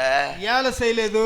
தூதனை பொன்னால, கல்லால, வேல்யூபிள் ஸ்டோனால உண்டாக்கிட்டான். దూదన్ని బంగారములో, గోల్డ్ ఇది వైరములో చేశాడు. மனுஷனை மண்ணால உண்டாக்கிட்டான். ఈ మనిషిని మన్నులో నేను రెడీ చేశాను కదా. ஃபீல் பண்றாரு. దేవుడు తనకు ఫీల్ చేస్తాడు. ஒன்னு யோசித்தாரு, కొంచెంలో యోచన చేశాడు. இந்த மண்ணை பொன்னாக்க எனக்கு ஒரு வழி இருக்கு. ఈ మన్నుని బంగారుగా చేసేదానికి నాకు இந்த ఒక దారి ఉంది. மண்ணை பொன்னாக்க இந்த மண்ணை நான் பொன்னாக்குவேன். ఈ మన్నుని నేను బంగారు చేస్తాను. எப்படி பொன்னாக்குவேன்? దాని నేను ఎట్లా బంగారు చేస్తాను? சோதனை. శోధనలో என் பிள்ளைகளுக்கு சோதனையை கொடுப்பேன், నా బిడ్డలకు శోధనలు నేను ఇస్తాను. அதோட சேர்த்து கிருபையும் கொடுப்பேன். దాని కూడా సేరి కిరుబలు என் பிள்ளைங்க சோதிக்கப்பட்ட பின்னால నా బిడ్డలు శోధనలు என் பிள்ளைங்க சுத்த பொண்ணா மாறிடுவாங்க. கைய தட்டி மண்ணால உண்டாக்கின என் பிள்ளைகளை பொன்னா மாற்றுவதற்காகத்தான் கர்த்தர் சோதனையை அனுமதிக்கிறார். நல்ல கையை தட்டி சொல்லுங்க, என் வாழ்க்கையில வர அத்தனை சோதனையும் என்ன பொன்னாய் மாற்றுவதற்காக. அல்பா காட்டா ரபாட்டோ, இயேசுவின் நாமத்துல உன்னை பொன்னா மாற்றுவதற்காக, உன்னை மேன்மைப்படுத்துவதற்காக. ஆமென் சொல்லுங்க. నిన్ను బంగారుగా మార్చేదానికి దేవుడి శోధనలు ఇస్తాడు. நான் சொன்னது இப்ப சொல்லுங்க. மண்ணா இருக்கிற మన్నుగా ఉండే మనుషుల్ని దేవుడు బంగారుగా చేసేదానికి அதுக்கு అతను మనలో శోధనలు ఇస్తాడు. ఆ శోధనలు అనేది మన్నుగా ఉంటుంది. శోధనల్లో మారి బంగారుగా మనల్ని మార్చేదానికి కార్యాలు దేవుడు ఇస్తాడు. அதுக்குதான் யோபு சொல்றாரு. దానికి దా యోబు చెప్తాడు 22:25ல 22:20 అధికారంలో, சோதிக்கப்பட்ட பின்பு சுத்த பொன்னாய் மாறுவேன். శోధనలు అనుభవించిన తర్వాత నేను శుద్ధ బంగారుగా మారుతును. தூதன் மனுஷனை பார்த்து அற்பமான நினைச்சான்ல, దూదుడు మనిషిని చూసి అర్పంగా తలిశాడు இப்ப కదా. அந்த தூதர்களே மனிதரை கனப்படுத்தும்படியாக, ఆ దూదరులే దేవుడు మనుషుల్ని గణం చేసే తర్వాత, அந்த தூதர்களே மனிதனுக்கு பணிவிடை செய்யும்படியாக, ఆ దూదరులే మనిషికి సేవ చేసే తర மனுஷனை பொன்னா மாத்துறதுக்கு ஒரு வழிய கத்தர் வச்சார். அதான் சோதனை. మనిషిని బంగారుగా మార్చేదానికి దేవుడు ఒక దారి పెట్టాడు అంటే అది ఒక శోధన. இப்ப சோதனை தெரியுமா? ఈ శోధనలు ఏంటికి? இப்ப சோதனையை பார்த்து வேதனைப்படுவீங்க. ఇప్పుడు శోధనలు చూసి వేదనలు పడుతురా? சோதனை வரும்போதெல்லாம் சொல்லணும், శోధనలు వచ్చినప్పంతా చెప్పాలా, கோல்டா மாறுறதுக்கு, నీ బంగారుగా మారుతును, நான் பொன்னா மாறுவதற்கு. నీ బంగారుగా మారేదానికి. ஆமென், ఆమేన్, ஆமென், ఆమేన్. லிசன், நல்லா கவனிங்க. గమనించండి బాగా. இந்த இடத்துல ఈ జగలో சோதனை எப்படி வருகிறது? శోధనలు అనేది ఎట్లా వస్తాయి? நான் இந்த காரியத்தெல்லாம் ஒரு 5 காரியத்தை நான் சொல்றேன். దీంట్లో ఒక 5 కార్యాల గురించి చెప్తాము. ஒன்னு, ஏன் சோதனை, ఒకటి ఏంటికి శోధనలు, அதை தான் நம்ம இப்ப பார்த்தோம். దానిదా ఇప్పుడు చూసాము. ரெண்டாவது, யாரு சோதிக்கிறது. రెండోది ఎవరు శోధనలు ఇస్తాడు. மூணாவது, எங்கே சோதிக்கப்படுகிறோம். మూడోది ఎక్కడ మనం శోధనలు పడతాము. நான்காவது, எதிலே சோதிக்கப்படுகிறோம். నాలుగోది ఏంట్లో మనం శోధనలు అనుభవిస్తాము. அஞ்சாவது, சோதனையை ஜெயிக்கிற வெல்லுகிற வழி என்ன, அதனால் கிடைக்கிற ஆசீர்வாதம் என்ன. ఐదోది మనం శోధనల్లో మనం ఎక్కడ మనము జయిస్తాము, ఆ శోధనలో మనం ఎప్పుడు బయటపడతామనేదే కార్యము. அல்லேலூயா, హల్లెలూయా. கடைசில உள்ளத ஒன்னே ஒன்னு இப்ப சொல்றேன். కొనిలో ఉండేది ఒకటే ఒకటి ఇప్పుడు చెప్తాము. தானியேல் 1:12 படிக்கும்போது, దానియేలు 1:12 చదివినప్పుడు, சோதனையை பார்த்து பயப்படாதீங்க, శోధనలు చూసి భయపడదండి. அவங்க எத்தனை நாள் சோதிக்க கேட்டாங்க தெரியுமா? தானியேல், சாத்ராக், மேஷாக், ஆபேத் நீக்கு இந்த 4 வாலிபர்களும் அந்த பிரதானியின் தலைவனை பார்த்து எத்தனை நாள் தங்களை சோதித்து பார்க்க கேட்டாங்க தெரியுமா? ఎన్ని దినాలు ఆ 4 బిడ్డల్ని శోధనలు ఇచ్చేదానికి వాళ్ళని అడిగాడు తెలుసునా? எத்தனை நாள் கேட்டாங்க? ఎన్ని దినాలు అడిగారు? 10 நாள் எங்களை சோதித்து பாரும். 10 దినముల్లో నన్ను శోధనలు చేసి చూడండి. அதுக்கு அவங்களுக்கு கிடைச்ச ஆசீர்வாதம் என்ன தெரியுமா? దానికి అతనికి దొరికిన ఆశీర్వాదము, அவங்களுக்கு 10 மடங்கு சாமர்த்தியசாலிகளா இருந்தார். వాళ్ళని 10 అంతస్తులు సామర్థ్యంగా బలవాన్లుగా మార్చాడు. எந்த அளவுக்கு சோதிக்கப்படுகிறியோ அந்த அளவுக்கு உனக்கு ஆசீர்வாதம் காத்து கொண்டிருக்கிறது. கையை தட்டி ఆశీర్వాదాలు. ஆமென், ఆమేన్. எந்த அளவுக்கு சோதிக்கப்படுறியோ, ఎంత ఆల్తికి నువ్వు శోధనలు తీస్తావు. கவனிக்கிறீங்களா? చూస్తారా? சில வாலிபர்களுக்கெல்லாம் இன்ட்ரெஸ்டா இல்லைன்னு நினைக்கிறேன். என்ன? కొందరు యువస్తులకు ఇంట్రెస్ట్ లేదనిగా తెలుస్తాయి. சோதனை வரல, ఇంకా వాళ్ళకి శోధనలు రాలేదు. வந்தா தெரியும். వస్తే తెలుసును. அந்த சோதனையை ஜெயிக்கிறதுக்கு தான் இன்னைக்கு பேசிட்டு இருக்கேன். ఆ శోధనల్ని జయించేదానికి దా ఇప్పుడు మాట్లాడుతూ ఉన్నాము. எல்லாம் இன்ட்ரெஸ்டா கவனிங்க, బాగా ఇంట్రెస్ట్ గా గమనించండి. அப்ப என்ன நடக்குதுங்க? అప్పుడు ఏం జరుగుతాయిడా? அவர் சோதிக்கப்படும்படி வனாந்தரத்துக்கு கொண்டு போகப்பட்டார். అతనిని శోధనలు చేసేదానికి వనాంధ్రంలో తీసుకొని పోతారు. யாரு சோதிக்கிறது? ఇతని ఎవరు శోధనలిస్తారు? 3வது வசனம் சொல்லுது, 3వ వాక్యం చెప్తాయి, அப்பொழுது சோதனைக்காரன் அவரிடத்தில் வந்தார். అప్పుడు శోధనలు ఇచ్చేవాడు అతని దగ్గర వచ్చాడు. யாக்கோபு 1:13 யாக்கோபு அப்போஸ்தலன் சொல்றாரு, యాకోబు 1:13 యాకోబు అపోస్తలుడు చెప్తాడు, சோதிக்கப்படுகிற எவனும் தேவனால் சோதிக்கப்படுகிறேன் என்று சொல்லாதிருப்பானாக. శోధనలు పడేవాడు నేను దేవుని నుంచి నేను శోధనలు పడతానని தேவன் நம்மை சோதிக்கிறவர் அல்ல, దేవుడు మనల్ని శోధించేవాడు కాదు. ஆவியானவர் சோதிக்கல, ఆత్మైనోడు లేదు శోధించేది. வனாந்தரத்துல ஒருத்தவன் இருக்கிறான், இவர் அங்க கொண்டு போயிட்டா அவன் சோதிப்பான்னு வனாந்தரத்துக்கு வழி நடத்துறார். వనాంధ్రంలో ఒకడు ఉండాడంటే అతన్ని అక్కడ తీసుకొని పోతే శోధనాలు వచ్చునని చెప్తాడు. சோதிக்கிறவன் வேற, అతన్ని శోధించేవాడు వేరు. அல்லேலூயா, హల్లెలూయా. சோதிக்கிறவன் யாரு தெரியுமா? శోధించేవాడు ఎవడు? எப்பவுமே சோதிக்கிறது பிசாசு தான். ఎప్పుడు మనకు శోధనలు ఇచ్చేవాడు పిశాసు. அவன் பேரே சோதனைக்காரன். వాని పేరే ఒక శోధనలు ఇచ్చేవాడని మాట. హల్లెలూయా. இந்த வண்டி ஓட்ட லைசென்ஸ் எடுக்கிறோம் பாத்தீங்களா? బండి తోలేదానికి లైసెన్స్ ఎత్తాడు కదా. அப்ப அங்க போகும்போது போர்டு சோதனை ஓட்டம் அப்படின்லாம் வச்சிருப்பாங்க. అప్పుడు ఆడ బోర్డు పెట్టింటాడు, దీని శోధనలు ఇచ్చే బరువు. ஓட்ட விட்டு சோதிக்கிறதுக்கு அங்க ஒருத்தர் இருப்பாரு. మనల్ని తోలబెట్టి ఆ దాన్ని చూసేవాడు ఆడు ఉంటాడు. சிலர்லாம் ஓட்ட தெரியாம நின்னுட்டு இருக்கிறவர் மேலேயே அந்த பிரேக் இன்ஸ்பெக்டர் மேலேயே வண்டி விட்ட ஆளுகள்லாம் இருக்கிறாங்க. కొందరు దాన్ని తోలేదానికి తెలియకుండా బ్రేక్ యాడ ఉన్నాయని తెలియకుండా శోధనలు ఇచ్చేవాడి మీద ఇన్స్పెక్టర్ ஒருத்தர் இருப்பார். இருப்பார்ல, బ్రేక్ ఇన్స్పెక్టర్ అని ఒకడు ఉంటాడు కదా, அவர்தான் சோதனைக்காரன். అతనుదా శోధించేవాడు. இவனை ஏன் இன்னும் அழிக்காம ஆண்டவர் வச்சிருக்காரு தெரியுமா? యాలు ఇంకా వీన్ని సంపసేకరణ இவனை చేస్తున్నాడు. வச்சு நம்மள சோதிச்சு மண்ணை பொண்ணாக்குறதுக்கு. ఈన్ని పెట్టి మనల్ని శోధనలు ఇచ్చి మన్నుని బంగారుగా அதுக்கு தான் இவனை చేసేది. இன்னும் வச்சிருக்கிறார். దాని నుంచి ఇంకా పెట్టినాడు. சோதனைக்காரன். శోధన చేసేవాడు. சோதனைக்காரன் வருவான். శోధనలు ఇచ్చేవాడు వస్తుడు. எந்த சூழ்நிலையிலும் வருவான். యా సమయాల్లోనూ వస్తుడు. ஆனா அவனை ஜெயிக்கிறதுக்கு கர்த்தர் நமக்கு பலன் கொடுக்கிறவரா இருக்கிறார். అవుతే వాడిని జయించేదానికి యెహోవా మనకు బలం ఇచ్చేవాడుగా ఉన్నాడు. சுருக்கமா அப்படியே சொல்லிட்டு போறேன். చిన్నదిగా చెప్పుకొని పోతాము. மூன்றாவது, எங்கே சோதிக்கப்படுகிறோம்? మూడోది మనం ఎక్కడ శోధనలో పడతాము. சோதனை எந்தெந்த சிச்சுவேஷன்ஸ்ல வருது பாருங்க. శోధనలు యా కార్యాల్లో వస్తాయి చూడండి. நல்ல கவனிங்க. அவர் 40 நாள் உபவாசம் எடுக்கிறார். అతను 40 దినాలు ఉపవాసాల్లో ఉంటాడు. உபவாசத்தை முடிக்கும் போது ఉపవాసాన్ని ముగించినప్పుడు அவருக்கு பசி உண்டாயிற்று. అతనికి ఆంకిలి అయిపోయింది. இரண்டாவது வசனம், பசி உண்டாயிற்று. ఆంకిలి వచ్చింది. எப்ப பசி உண்டாச்சோ ఎప్పుడు అతనికి ఆంకిలి వచ్చినా அப்போ இந்த சோதனைக்காரன் வருகிறான். అప్పుడు ఈ శోధనలు చేసేవాడు వస్తాడు. இந்த கல்லுகளை அப்பங்களாக்கி சாப்பிடும் அப்படின்னு சொல்றான். ఈ రాయిల్ని రొట్టెలుగా చేసి తినుని చెప్తాడు. அப்ப சோதனை எதுக்கு தெரியுமா? శోధనలు ఏంటికి తెలుసునా? சோதனை எங்க, சோதனை எதிலே, இத ரெண்டையும் நான் சேர்த்து அப்படியே கம்பேர் பண்ணி பேசுறேன். శోధనలు ఎక్కడ, దాని ఎప్పుడు? முதல்ல பசி உண்டாகிற இடத்துல தான் சோதனை. మొదలు ఆంకిలిలో ఉండే సమయమదా శోధనలు. அல்லேலூயா. హల్లెలూయా. அது சரீரத்துக்குண்டான சோதனை. అది శరీరానికి ఉండైనే శోధనలు. பசி உண்டாகும் போது சோதனை வருது. ఆంకిలి ఉండేనప్పుడు దా శోధనలు వస్తాయి. ஆதியாகமம் 25வது அதிகாரத்துல 29வது வசனத்தை படிங்களா. ఆదికాండము 25వ అధికారము 26వ వాక్యం చదువుతాము. அல்லே படிங்க, சத்தமா படிங்க. 25 29. ఆదికాండం ఇది 29. வெளியிலிருந்து களைத்து வந்தபோது யாக்கோபு கூழ் சமைத்துக் கொண்டிருந்தான். அல்லேலூயா. హల్లెలూయా. பசி யாருக்கெல்லாம் உண்டுன்னா எல்லாருக்கும் உண்டு. ఆంకిలి ఎవరికంతా ఉన్నాయంటే అందరికీ ఉన్నాయి. இயேசுவுக்கும் பசி இருந்துச்சு. యేసుకును ఆంకిలి ఉనింది. பசி. ఆంకిలి என்ன பசி? ఏం ఆంకిలి? யானை பசின்னு சொல்லுவாங்க தெரியுமா? యానిగా ఆంకిలి అని చెప్తారు తెలుసునా? அது மாதிரி దాని అది తరా டாஸ்மார்க்க பார்க்கும்போது நம்ம கொஞ்சம் குடிச்சு பார்க்கலாமா, பசி. టాస్మార్క్ చూసినప్పుడు కొంచెం తాగి చూస్తామా అనేది ఒక ఆంకిలి. இந்த டிஸ்கோத்து, அப்புறம் என்னது இந்த பெங்களூர்ல பப்பு, கேசினோ, இதெல்லாம் பார்க்கும்போது ஒரு நாள் நம்ம போய் பார்க்கலாமா அப்படின்ற பசி. ఈ పబ్బు, ఈ క్లబ్బులంతా మనం పోయి చూసుకుంటామా అనే ఒక ఆంకిలి మనసులో. நம்ம ஃப்ரெண்ட்ஸ் எல்லாம் சிகரெட் அடிக்கும் போது நம்ம ஒரு பப்பு இழுத்து பார்ப்போமா அப்படின்ற பசி. మన ఫ్రెండ్స్ అంతా సిగరెట్ తాగినప్పుడు మనము ఒక డమ్ము కొట్టి చూస్తామా అనే ఒక ఆంకిలి. ஆசை. ఆశలు. ஆசை. అవును, நிறைய ஆசை. எல்லாருக்குமே ஆசை இருக்கு.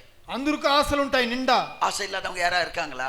ఆశ లేని వాళ్ళు ఎవరైనా ఉంటారా? அதனாலதான் அவர் சொன்னார், உட்கார்ந்து இதை கண்டுபிடிக்கிறதுக்கு ஒரு மரத்துல உட்கார்ந்தாராம். அவருக்கு தோணுச்சான், ஆசையே துன்பத்திற்கு காரணம். దీని కనబడేదానికి మాండ్లో కూసుకున్నాడంట. దీని మనము ఆశనే మనకు వచ్చి కష్టాలకు దారి. அத்தனை வருஷமா தோணாம பெரிய தப்பாக்கும். అన్ని ఏండ్లు మన మనసులో రానిది పెద్ద తప్పులు అయిపోయింది. வேற ஞானம் கிடைச்சுச்சான். ஞானம். దీని గురించి జ్ఞానం దొరికింది. ஆண்டவர் அதை நமக்கு அழகு சிம்பிளா சொல்லி தராரு. దాన్ని దేవుడు సింపుల్ గా చెప్పేసినాడు. ஒரு மனுஷன் துவக்கும் போது எதுல கை வைப்பான் தெரியுமா? எதை வச்சு சோதிப்பான் தெரியுமா? ఒక మనిషిని ఆరంభంలో శోధనలు చేస్తే ఏంటో చేస్తాడు తెలుసా? நமக்குள்ள இருக்கிற பசிய, நமக்குள்ள இருக்கிற ஆசைய வச்சுதான் சோதனைக்காரன் வந்து சோதிக்க ஆரம்பிக்கிறான். మనలో ఉండే ఆంకిల్ని పెట్టి, మనలో ఉండే ఆశల్ని పెట్టి దా శోధనలు ஆசை யாருக்கெல்லாம் இருக்குன்னா எல்லாருக்குமே. எனக்கு இருக்கு, உங்களுக்கு இருக்கு. ఆశ అనేది ఎవరికంటే అందరికీ ఉండాయి. అది ஏசாவுக்கு இருந்துச்சு, யாக்கோபுக்கு இருந்துச்சு பசி. ఏసావుకు ఉనింది, యాకోబుకు ఉనింది ఆంకిలి. ஏசா களைத்து போய் வருகிறார். ఏసా సుస్తైపోయి వస్తాడు. யாக்கோபு என்ன பண்ணாரு? பைபிள் படிச்சிட்டு இருந்தாரா? యాకోబు ఏం చేస్తా ఉన్నాడు? முழங்கால் போட்டு ஜெபம் பண்ணிட்டு இருந்தாரா? ముట్లేసుకొని ప్రార్థిస్తా ఉన్నాడు. அவர் என்ன பண்ணாரு? వాడు ఏం చేస్తా ఉన్నాడు? என்ன பண்ணாரு? எதுக்கு சமைச்சாரு? గంజి కాస్తా ఉన్నాడు. Poster Ottawa? எழுப்புதல் மீட்டிங்க்கு போஸ்டர் ஓட்டுறதுக்காக கூழ் சமைச்சாரு. எதுக்கு கூழ் சமைச்சாரு? గంజిని కాంచాడు ఏంటికి? அவனுக்கு பசி. వానికి ఆంకిలి. பசி அவனுக்கு வயிற்று பசி. వానికి కడుపులో ఆకిలి. காய்ச்சிக்கிட்டு இருக்கிறான், கூட காய்ச்சிக்கிட்டு இருக்கிறான். గంజి కాస్తా ఉన్నాడు. அங்க போலாமா, அதை பார்க்கலாமா, ஜனநாயகம் வந்துருச்சா, பாத்துடலாமா, பசி. అక్కడ పోతామా, దాన్ని చూస్తామా, మంచులు వచ్చారా, ఆంకిలి. ஜனநாயகம் ஒண்ணு ஒருத்தர் பாக்குறது பார்த்தா జననాయకుడు అంటే அல்லேலூயா. హల్లెలూయా. பாக்குறவங்க என்ன சிலர் இதுக்கு பாக்குறாங்கன்னா இவெல்லாம் பார்த்திருப்பானா இவங்கெல்லாம் பார்த்திருப்பாங்களான்னு பாக்குறாங்க. కొందరు దాన్ని సూచించడానే పాస్టర్ దాన్ని పోయి సూచించడానికి చూస్తాడు. கூழ் காய்ச்சிக்கிட்டு இருக்கிறான், గంజి కాస్తా ఉంటాడు. ஒரு பெக்கு போட்டு ஒரு பார்ட்டி ஆபீஸ்ல ஒரு சின்ன பார்ட்டி வைக்கும் போது லேசா இவ்வளவு நாள் குடிச்சதே இல்ல எல்லாம் சொல்றாங்க, லேசா கொஞ்சம் போட்டு பாப்போமா. ఆఫీసులో పార్టీ పెట్టింటే కొంచెం ఒక బక్కు ఒక 90 వేస్తామా అంటే உள்ள காய்ச்சிக்கிட்டு இருக்கு, కడుపులో కాల్స్తా ఉంది, உள்ள கூழ் காய்ச்சப்பட்டுக்கிட்டு இருக்கு, కడుపు లోపల గంజి కాల్స్తా ఉంది, போராட்டம்லாம் இருக்கு, లోపల ఆశలు పోరాటాలంతా ఉంది, స్ట్రగుల్స్ இருக்கு, అన్ని డిస్టర్బెన్స్ ఉన్నాయి, எல்லாருக்கும் டெம்ப்டேஷன் இருக்கு, అందరూ టెంప్టేషన్ ఉన్నాయి, எல்லாம் காய்ச்சிக்கிட்டு இருக்கிறோம், కాల్స్తా ఉన్నాడు కడుపులో. ஆனா கிளைமாக்ஸ் ஆண்டவர் பார்க்கிறார். క్లైమాక్స్ ని దేవుడు చూస్తాడు. ஒருத்தன் வாரான், వస్తుడు వస్తాడు, நீ காய்ச்சற கூழ்ல எனக்கு கொஞ்சம் கொடுப்பா, నువ్వు కాంచే గంజిలో నాకు కొంచెం ఇయ్యి. அவன் சொல்ற எனக்கு மட்டும் தான் ஐயா அளந்து போட்ட, నాకు మాత్రమే దాని కొలితి వేసినాను, பாதி உனக்கு கொடுத்தனா உனக்கும் பசி தீராது எனக்கும் பசி தீராது, దాంట్లో సగం నీకు ఇస్తే నీకు ఆంకిలి తీరదు నాకు తీరదు. இவன் பாக்குறான், முடிவு பண்றான், వీడు చేస్తాడు, இவன் யோசிக்கிறான், యోచన చేస్తాడు. வயித்த நிரப்பணுமா కడుపుని నింపాలనా எதிர்காலத்தை நிரப்பணுமா, ఎదురుగా వచ్చే కాలాన్ని నింపాలనా, வயித்த நிரப்பணுமா కడుపుని నింపాలనా இல்லையா ஆத்மாவை நிரப்பணுமா. నా ఆత్మని నింపాలనా. போராட்டம், పోరాటాలు. நல்ல ஒரு முடிவெடுக்கிறான். బాగా ఒక அவன் பசிக்கு காய்ச்சின கூழ அவன் ஏசாவுக்கு கொடுத்துட்டு அவன் எதை வாங்குறான் தெரியுமா, உன்ன சேஷ்டபுத்திர பாகத்தை எனக்கு விட்டு போடு நான் கூழ தரேன். அப்ப அவன் பசியில இருக்கிறான், அவன் சொல்றான் நான் களைச்சு போயிருக்கிறேன் நான் செத்து போவேன். அப்ப பசி மரணத்தை உண்டாக்குன்னு அவன் தெரிஞ்சிருக்கு, அதே அறிவு இவனுக்கும் இருக்கும். நானும் பசியில தான் கூழு காய்ச்சுறேன், சாப்பிடாட்டு கூழு குடிக்காட்டினா நானும் செத்து போக வாய்ப்பு இருக்கு. ஆனா இவன் ஒரு தீர்மானம் பண்ணா, நான் செத்தாலும் பரவாயில்லை வயிறு நிரம்பி சாகக்கூடாது, நான் சேஷ்டபுத்திர பாகத்தை பெற்றுக்கொண்டவனா ஆசீர்வதிக்கப்பட்டவனாய் நான் சாக வேண்டும் என்ற தீர்மானம் பண்ணி பசிய வெறுத்து பசிய விட்டு அவன் ஆசீர்வாதத்தை தெரிந்து கொண்டான், கூட தூக்கி போட்டான். ஆமென் ఆమేన్ హల్లెలూయా. యాకోబు గంజి కాస్తా ఉన్నాడు, ఏసా వచ్చి అడుగుతాడు నాకు దాంట్లో కొంచెం ఇయ్యి అనేసి. యాకోబు చెప్తాడు నీ శ్రేష్ఠ పుత్రం నాకు ఇస్తే నే గాంచిండే గంజి నీకు ఇస్తానంటాడు. దీనికి అర్థం ఏమంటే కడుపు ఆంకిలికి మాత్రం కాదు మన ఆశీర్వాదాలు. యాకోబు ఆశీర్వాదం తీసుకుంటాడు, వాని శ్రేష్ఠ పుత్రం వాడు పెద్దోడు వానికి ఇచ్చేస్తాడు. హల్లెలూయా. దానికోసం ఆంకిలి కోసం మనం ఏమి అమ్మకూడదు, దేవుని ఆశీర్వాదాల కోసం మనని ఎదిరించుకోవాలా. ఆమేన్ హల్లెలూయా. புரிஞ்சுச்சா? అర్థమైనా? சோதனை வெல்லணும்னா శోధనల్ని జయించాలంటే சில நியாயமான ஆசைகளையும் కొన్ని న్యాయమైన ఆశల్ని కూడా நாம தியாகம் பண்ணணும். దాన్ని విడిసే వల్ల. ஆமென். ఆమేన్. செத்தாலும் பரவாயில்ல, సస్తేనం పర్వాలేదు, கூழ் காய்ச்சறது தப்பா, గంజి కాంచేది తప్ప, இந்த கூழ குடிக்கிறது தப்பா, ఆ గంజిని కాంచేది తాగేది తప్ప, அவனுக்கு ஏன் நான் கொடுக்கணும்? వానికి నేను ఇయ్యాలా. இந்த குழப்பத்துக்குள்ளேயே அவன் போகல, ఈ దీంట్లో కూడానే వాడు పోలేదు. இது தப்பா, ఇది తప్పు, இப்படி உடுத்த கூடாதா, ఇట్లా వేసుకోకూడదా, இப்படி இல்லாம பைபிள்ல சொல்லி இருக்கு. ఇట్లంతాను బైబిల్లో చెప్పిండాయా. இப்படி எல்லாம் எதிர்பார்க்கிறாரு ஆண்டவரு. దేవుడు ఇట్లంతా మనల్ని చూస్తాడా. மனுஷன் தானே முகத்தை பார்க்கிற, ஆண்டவர் இருதயத்தை தானே பார்க்கிறாரு. మనిషిదానే ముఖాలు చూస్తాడంటే దేవుడు హృదయాన్ని మాత్రం దాన్ని చూస్తాడు. குழப்பத்துக்குள்ளேயே நான் வரலங்க, దాని లోపలనే మేము రాలేదు. உன் போராட்டத்தை ஆண்டவர் சமூகத்துல வைக்க முடியுமானா, నీ పోరాటాల్ని దేవుని సమూహంలో పెట్టనవుతా అంటే உனக்கு ஒரு பெரிய எதிர்காலம் காத்திருக்கிறது. నాకు ఒక పెద్ద ఆశీర్వాదం ఇటు పెట్టినాడు దేవుడు. பெரிய எதிர்காலம் காத்திருக்கிறது. పెద్ద ఎదుర్కాలంలో దేవుడు ఇటు పెట్టినాడు. ஆமென் ఆమేన్. இன்னைக்கு இஸ்ரவேல ஒரு பாரமான கல்லா மாத்தி வச்சிருக்கிறார். ஏன் தெரியுமா? அன்னைக்கு அவன் செத்தாலும் பரவாயில்லன்னு பசிய பொருட்படுத்தாம தியாகம் பண்ணாம பாத்தீங்களா? அதனாலதான் இன்னைக்கு அவனை பாரமான கல்லா கத்தர் மாற்றி வைத்திருக்கிறார். ఇప్పుడు నాకు ఒక ఆశీర్వాదం పెట్టినంటే భారమైన రాయిని కూడా దాని మోసేదానికి వాడు రెడీగా ఉంటాడు. பக்கத்துல ஈரான் இருந்தாலும், పక్కలో ఇరాన్ ఉంటేనో, துருக்கி இருந்தாலும், తుర్కీ ఉంటేనో, இந்த பக்கம் ரஷ்யா ఈ இருந்தாலும், పక్క రష్యా அந்த ఉంటేనో, பக்கம் வடகொரியா ఆ இருந்தாலும், పక్క వడగొరియా, సౌత్ அங்கிட்ட కొరియా ఉంటేనో, சைனா இருந்தாலும், చైనా ఉంటేనో, அவனை சுத்தி பகைக்கிற 1008 அரபு நாடுகள் இருந்தாலும், వాడిని సుట్లు పక్కలో ఉండే இது అరబ్ வரைக்கும் దేశాలు அவனை ఉంటేనో, அசைக்க முடியல. அன்னைக்கு யாக்கோபு பசிய பொறுத்து தியாகம் பண்ணதுனால அவனுக்கு கிடைச்ச ஆசீர்வாதம் பாரமான கல்லாக, அந்த கல்லின் மேல் மோதுகிறவன் நாசமடைவான். அந்த கல் யார் மேல் மோதுகிறதோ நொறுங்கி போவான். அவனை எதிர்க்க ஆண்டவர் இன்னைக்கு உங்களை பார்த்து ப்ரொஃபட்டிக்கலா பேசுறார். நீ தியாகம் பண்ண முடியுமானா? இந்த பசியை எனக்காக, உலக ஆசைகளை எனக்காக தியாகம் பண்ண முடியுமானா? நீ உயிரோடு இருக்கும் நாளெல்லாம் ஒருவனும் உன்னை எதிர்த்து நிற்பது இல்லை. ஹல்லேலூயா.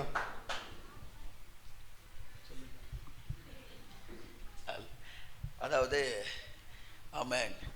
எனக்கே சொல்ல தெரியல, பாவம் அவர் எப்படி சொல்லுவார், நானே ரிப்பீட் பண்ண. இந்த யாக்கோபு அன்னைக்கு பசியை வெறுத்ததுனால, தியாகம் பண்ணதுனால தான் యాకోబు ఆ పొద్దు తన ఆంకిల్ని త్యాగం చేసిందా నుంచి அவ்வளவு எதிரிகள் சூழ்ந்திருந்தாலும் இஸ்ரவேலை இன்னும் யாராலையும் ஒண்ணும் பண்ண முடியும். అంత ఎదురులు దాన్ని చుట్టుకొని ఉంటేనో ఇంకా వాడిని ఏమి ఒగుడును ఏమి చేయను కాలేదు. భారமான కల్లా వచ్చి, భారమైన రాయిని పెట్టి. ఆమేన్ ఆమేన్. హల్లెలూయా. హల్లెలూయా. நீங்க ஒரு பாரமான கல்லா மாறணுமா? మీరు భారమైన రాయిగా మారాలనా? மூளைக்கு தலைக்கல்லா மாறணுமா? మన మూలకు తల రాయిగా మారాలనా? ஆசீர்வாதம் தேடி வருகிற கல்லாய் மாற வேண்டுமா? ఆశీర్వాదం ఎతికి వచ్చే రాయిగా మారాలనా? பாருங்க, 1 சாமுவேல் 5வது அதிகாரத்துல 1 సామువేల్ 5వ అధికారంలో இப்படி ஒரு வசனம் இருக்கு. ఇట్లా ఒక వచనం ఉండాయి. பெலிஸ்தியர்கள் தேவனுடைய பெட்டியை பிடித்து கொண்டு போய் விட்டார்கள். పెలిస్తీయులు దేవుని పెట్టని పట్టుకొని పోయిడ్చిరంట. அது திரும்பி வந்துச்சான். అది తిరిగి వచ్చిందంట. வரும்போது விசேஷமா வருது. వచ్చినప్పుడు విశేషంగా వస్తాయి. வந்து எங்க நிக்குது தெரியுமா? వచ్చి ఎక్కడ నిలుస్తాయంటే யோசுவாவின் வயலில் வந்து நின்றது. యోసువా వాని పొలములో వచ్చి నిలుస్తాయి. அந்த வயல்ல ஒரு கல் இருந்துச்சான். ఆ పొలములో ఒక రాయి ఉనింది. அந்த கல்லு கிட்ட வந்து நின்னுச்சான். ఆ రాయి దగ్గర వచ్చి నిలిసినంట. அந்த ஜனங்க அந்த பெட்டியை இறக்கி கல்லு மேல வச்சாங்களாம். ఆ జనాలు ఆ పెట్టని దింపి ఆ రాయి మీద పెట్టారంట. அந்த கல்லு தான் பாரமான கல்லு. ఆ రాయిదా భారమైన రాయి. அதுதான் மூளை கல்லு. అదే మూలకు. இந்த கல்லு இருக்கிற இடத்துக்கு ஆசீர்வாதம், என்ன ஆசீர்வாதம் வரும் தெரியுமா? రాయి ఉండే జాగాకు ఆశీర్వాదం వస్తుంది. எதெல்லாம் சத்துரு பிடிச்சிட்டு போனானோ அதெல்லாம் அந்த கல்லு இருக்கிற இடத்துக்கு தேடி திரும்ப வரும். ఏదెంత శత్రువులు తీసుకొని పోయాడో అదెంత తిరిగా రాయి దగ్గర நீ వచ్చును. இந்த கல்லா மாறினா நீ இழந்ததெல்லாம் திரும்ப வரும். ఈ రాయిలో నువ్వు విడిసిందనంత తిరిగా రాయి కాడ அது వచ్చును. மட்டும் அங்க ரொம்ப அழகா சொல்லி இருக்கு. ரொம்ப அழகா சொல்லி இருக்கு. బాగా సుందరం 1 చెప్పింది. சாமுவேல் 5வது அதிகாரம் எடுங்க. 1 సామువేల్ 5వ అధికారం ఎత్తండి. 5. 1 సామువేల్ 5వ అధికారం. சாரி 6. 6ది. 6ல 7வது வசனம் படிங்க. 6వ అధికారం 7వ వచనం. 7ங்க 6ல 7. 6:7.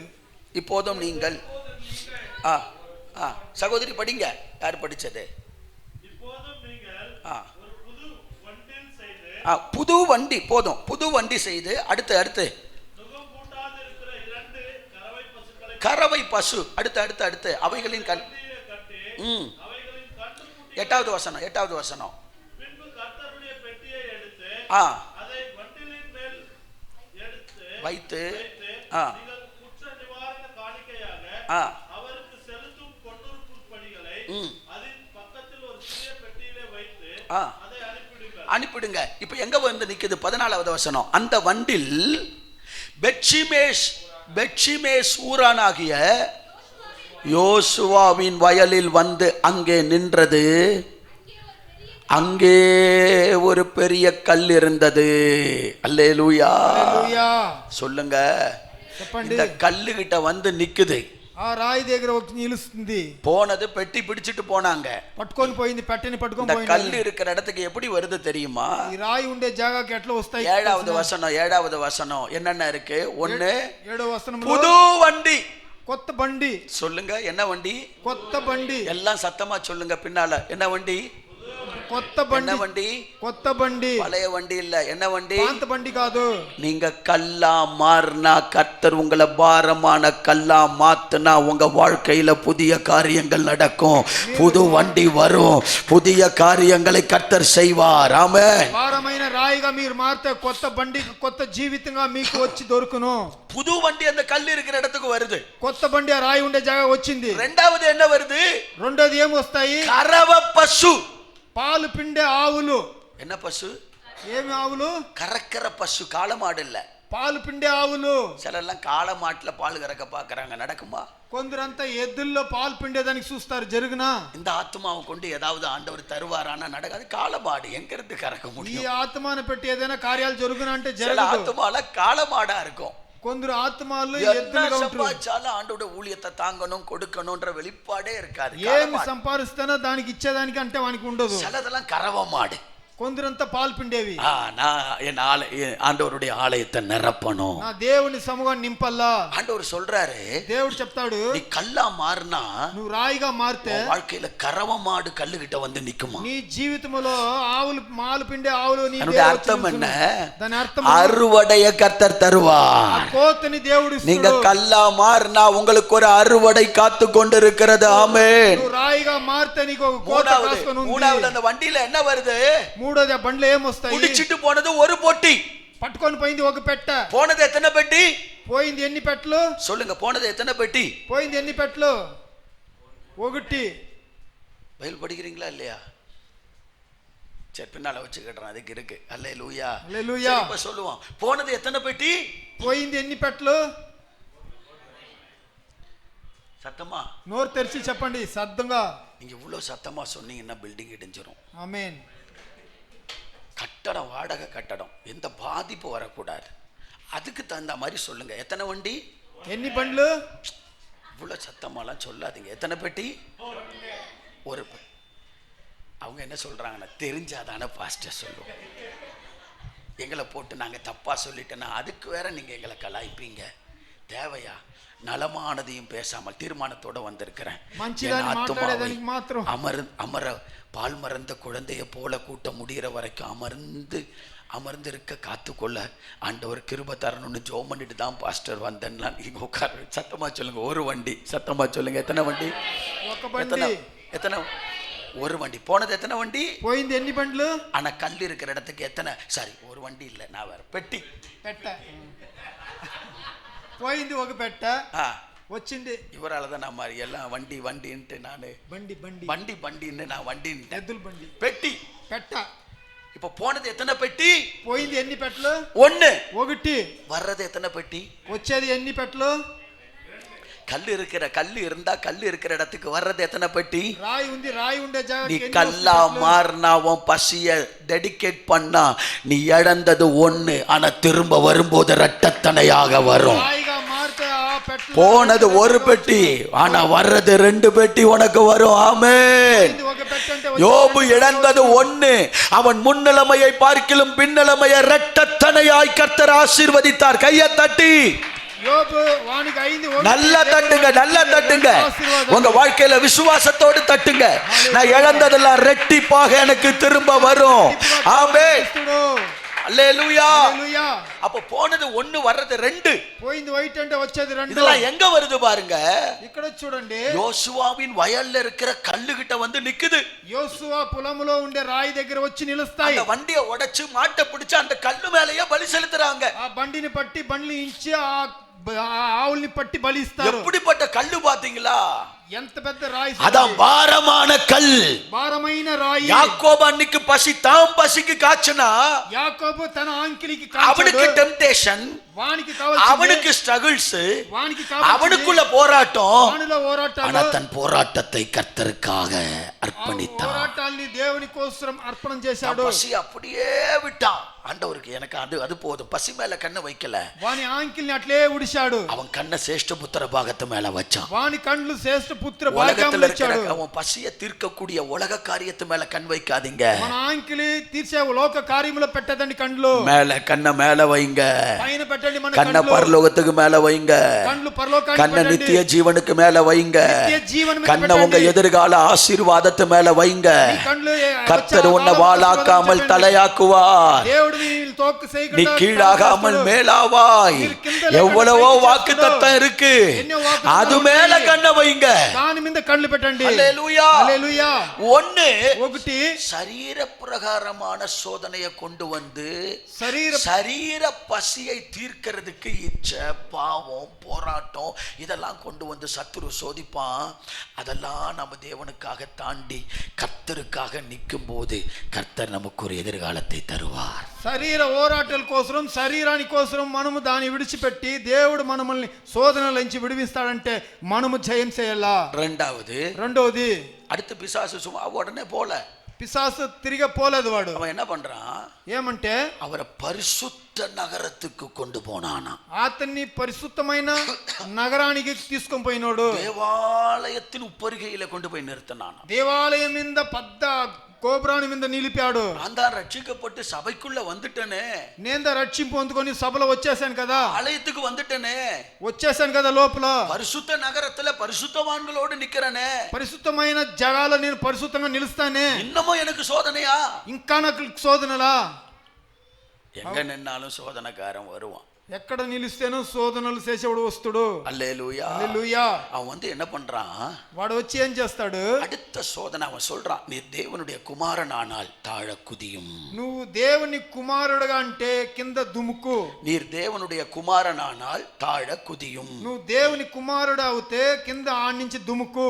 ஆலயத்துக்குள்ள நம்ம ஆலயத்துல வந்து ஆண்டவருக்காக வாழும்போது சோதனை வரும். దేవుని సముఖంలో వచ్చి దేవుని కోసం బతికినప్పుడు శోధనలు వచ్చును. இது எப்படிப்பட்ட சோதனை தெரியுமா, ఇది ఎట్లైన శోధనలు తెలుసునా, ஆலயத்துக்குள்ள வந்த பிற்பாடு మనం దేవుని సముఖంలో వచ్చిన తర్వాతను ஒரு சில காரியம் தெரிஞ்ச பின்னா தெரிய ஆரம்பிச்ச உடனே కొన్ని కార్యాలు మనకు తెలిసిన తర్వాతనే தவறாக புரிய வைத்து நம்மை சோதிப்பான். దాని తప్పుగా మనముకు ఇచ్చి దాని శోధిస్తాడు. கீழே விழுந்தா பாதம் கல்லில் இடராதபடி ஏந்தி கொள்வார்கள் சொல்லப்பட்டிருக்குல்ல, குதி. కింద పడితే రాళ్ళలో మన కాలు తగలకుండా అని అతను ఎత్తుకుంటాడు అని చెప్తాడు కదా, పట్టుకో.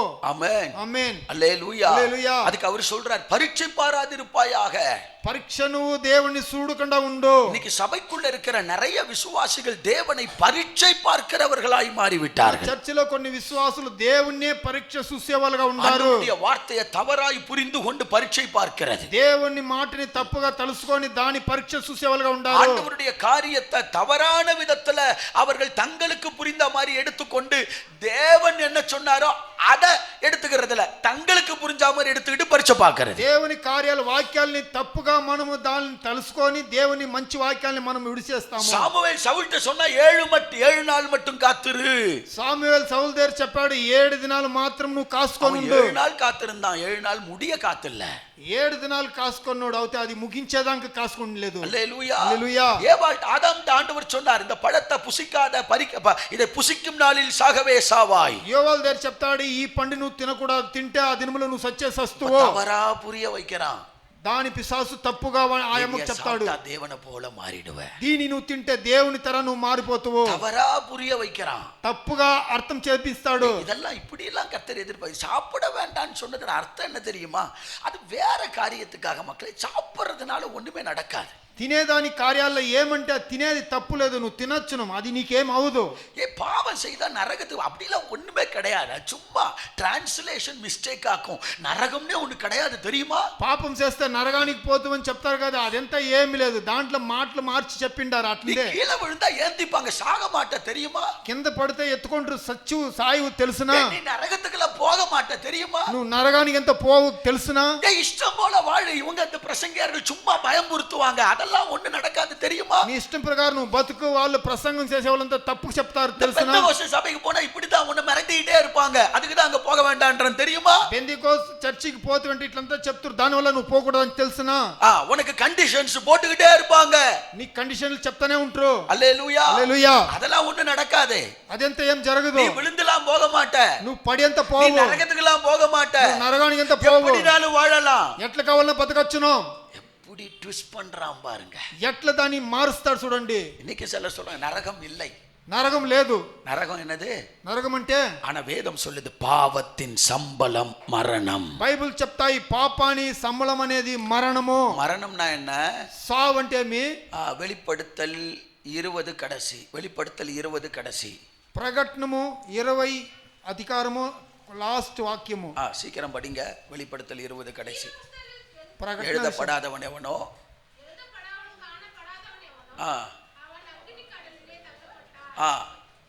அடுத்தது அவ்வளவுதானே. அதுக்கு மேல் வசனம்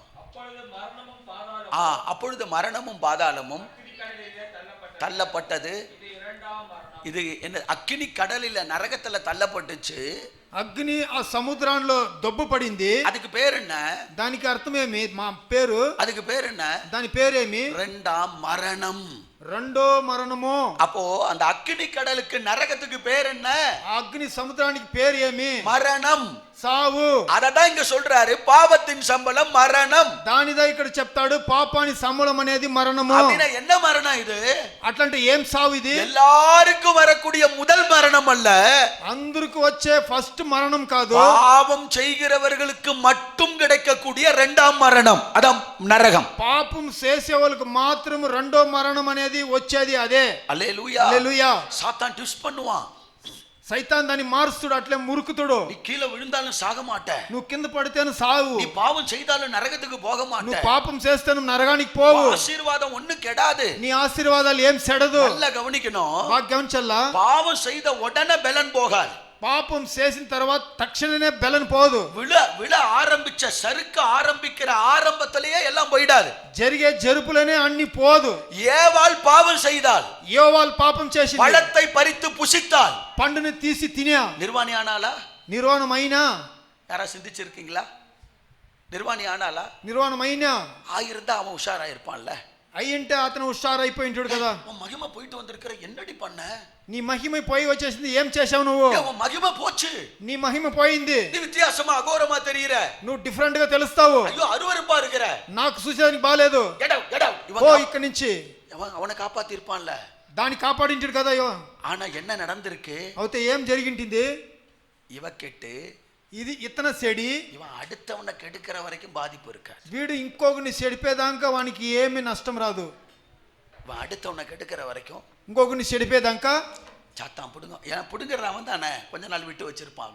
இருக்கட்டும், இவனை வச்சு இன்னும் பிளான் இருக்கு, மொத்தமா எடுக்கலாம். నాకు కావాల్సింది కదా వాడు, వీడిని ఇంకొంచెం దినాలు పెడతాము. ஆண்டவருக்கு பிரியம் இல்லாம நடக்கும் போது ஒன்னும் நடக்கல, ஒன்னும் போல, ஒரு ஆசீர்வாதத்தையும் இழக்கலன்னு நினைக்கிறீங்களா? சாத்தான் அதை எடுக்காம வச்சிருக்கிறான். இருக்கட்டும், மொத்தமா எடுக்கிறேன். దేవునికి ప్రియం లేకుండా జరుగుతాడంటే వీడిని పూర్తిగా నేను పీకేదానికి వీడిని అట్లే எடுத்தா இவள்கிட்ட மட்டும் எடுப்பேன், கொஞ்சம் வெயிட் பண்ணி எடுத்தா மொத்த குடும்பத்தையும் நாசமாக்கிடலாம். ఇప్పుడు వీడిని మాత్రం ఎత్తుతును, కొంచెం మనం వెయిట్ చేస్తుంటే కుటుంబాన్ని పూర్తిగా తీస్తున్నాను. புரியுதா? லிசன், புரியுதா? வாலிபர்கள்லாம் అర్థమవుతుందే? వస్తారులా பாவம் செய்த உடனே அந்த சிம்சோன் எத்தனையோ முறை பாருங்க, என்னை இப்படி கட்டுனா நான் வீக் ஆயிடுவேன், ஏன்னா அதனால அந்த கயிறால கட்டுனா வீக் ஆயிடுவேன், அத்தனை முறையும் கட்டி கட்டி பார்க்கற, பலன் போச்சா? சிம்சோன் ఎన్ని కితాలు వాడిని అట్లా కడతారు ఇట్లా కడతారంటే వాని బలం దాంట్లో పోయినా. ஆனா இவன் பரியாசம் பண்ற மாதிரி இருந்தாலும் அதுல சாத்தான் பயங்கரமான ஒரு வேலையை செய்துட்டு இருந்தான். అవుతే వీని పర్యాసం చేసే సమయంలో కూడా సైతాన్ అనేవాడు భయంకరమైన కార్యాలు చేస్తున్నాడు. தான் சொல்றான், அவன் முடிய இழந்த பின்னாலும் நீ எப்பவும் போலதான் எந்திரி. ஆமென். அவன் எப்பவும் போல எந்திரிக்கிறான்.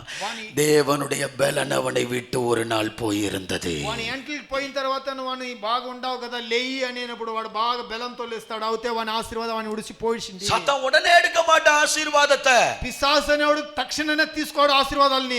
ఉడనే எடுக்க மாட்டான் நம்ம மகிமையை. తక్షణనే ఎత్తుడు మన మహిమని. அவ பறிச்சு சாப்பிட்டுட்டு வந்திருக்கிறா, వాడు పీకి తినేసి వచ్చింది, ఆదాముకు கொடுக்கிறா, ఆదాముకి ఇస్తాయి. அது வரைக்கும் அவ மகிமை இல்லாத இருக்கிறா, అంతవరకు వాడు మహిమ లేకుండా ఉంటాడు. ஆனா ஆதாமு சாப்பிட்ட பிற்பாடு, ஆதாமுను తినిన తర్వాత வேதம் சொல்லுது, தேவ மகிமை அவர்களை விட்டு போயிற்று. బైబిల్ చెప్తాయి, దేవుని మహిమ వాళ్ళని విడిచి పోయిడ్చింది. హల్లెలూయా, హల్లెలూయా.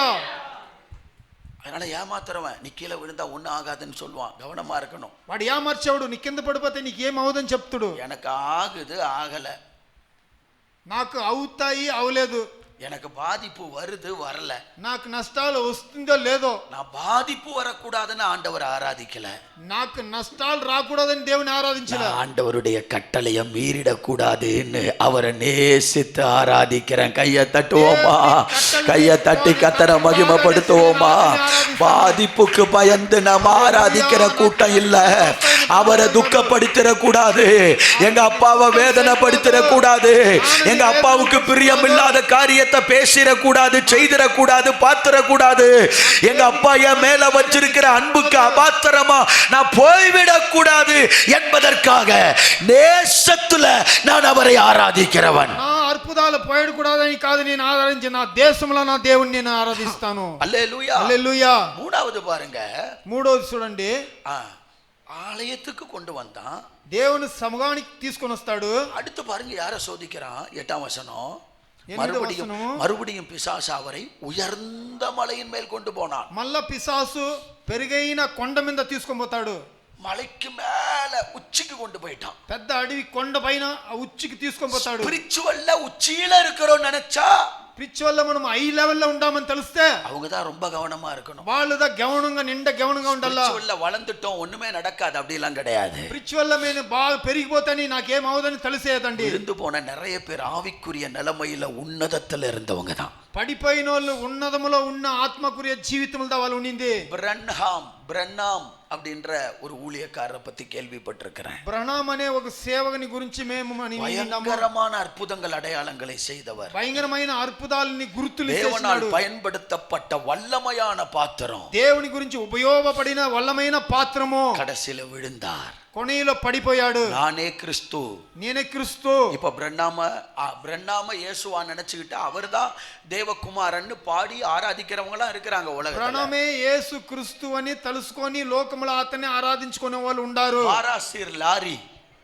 பாராசியர் అనే లారీ திருநெல்வேலி மாவட்டத்துல திருநெல்வேలి தேவனால் பயன்படுத்தப்பட்ட வல்லமையான பாத்திரம், దేవునిలో ఉపయోగించబడిన వల్లమైన ఆ పాత్రము. நான் கேள்விப்பட்ட ஒண்ணு என்னன்னா, ఎనబడిన మాట ఏమంటే, பாராசியர் லாரி பிரசங்கியார் கூட்டத்துக்கு ஒரு சூம்பின கை உள்ள ஒரு மனுஷன், கை இவ்வளவுதான் இருக்கும், அந்த மனுஷன் போயிருக்கிறான். పరాసియా లారీ అనే ఆ సేవకు ఈ మనిషి పోయినాడు. கூட்டம் முடிஞ்சவொடனே அவரை பார்த்து அவர்கிட்ட ஜெபம் பண்ணணும், அற்புதம் நடக்குன்னு போயிருக்கிறான். ఆ గుంపు అయిన తర్వాత చెయ్యి ముడమైనోడు అతని దగ్గర ప్రార్థన చేసుకుని கூட்டம் నిండా గుంపు. அவன் அந்த ஸ்டேஜ் கிட்ட போறதுக்கு டைம் ஆயிடுச்சு. వాడు ఆ స్టేజ్ దగ్గరికి పోయేదానికి టైం అయిపోయింది. கூட்டம் முடிச்ச உடனே பிரசங்கியார் இறங்கி கார்ல ஏறிட்டார், அம்பாசடர் கார்ல.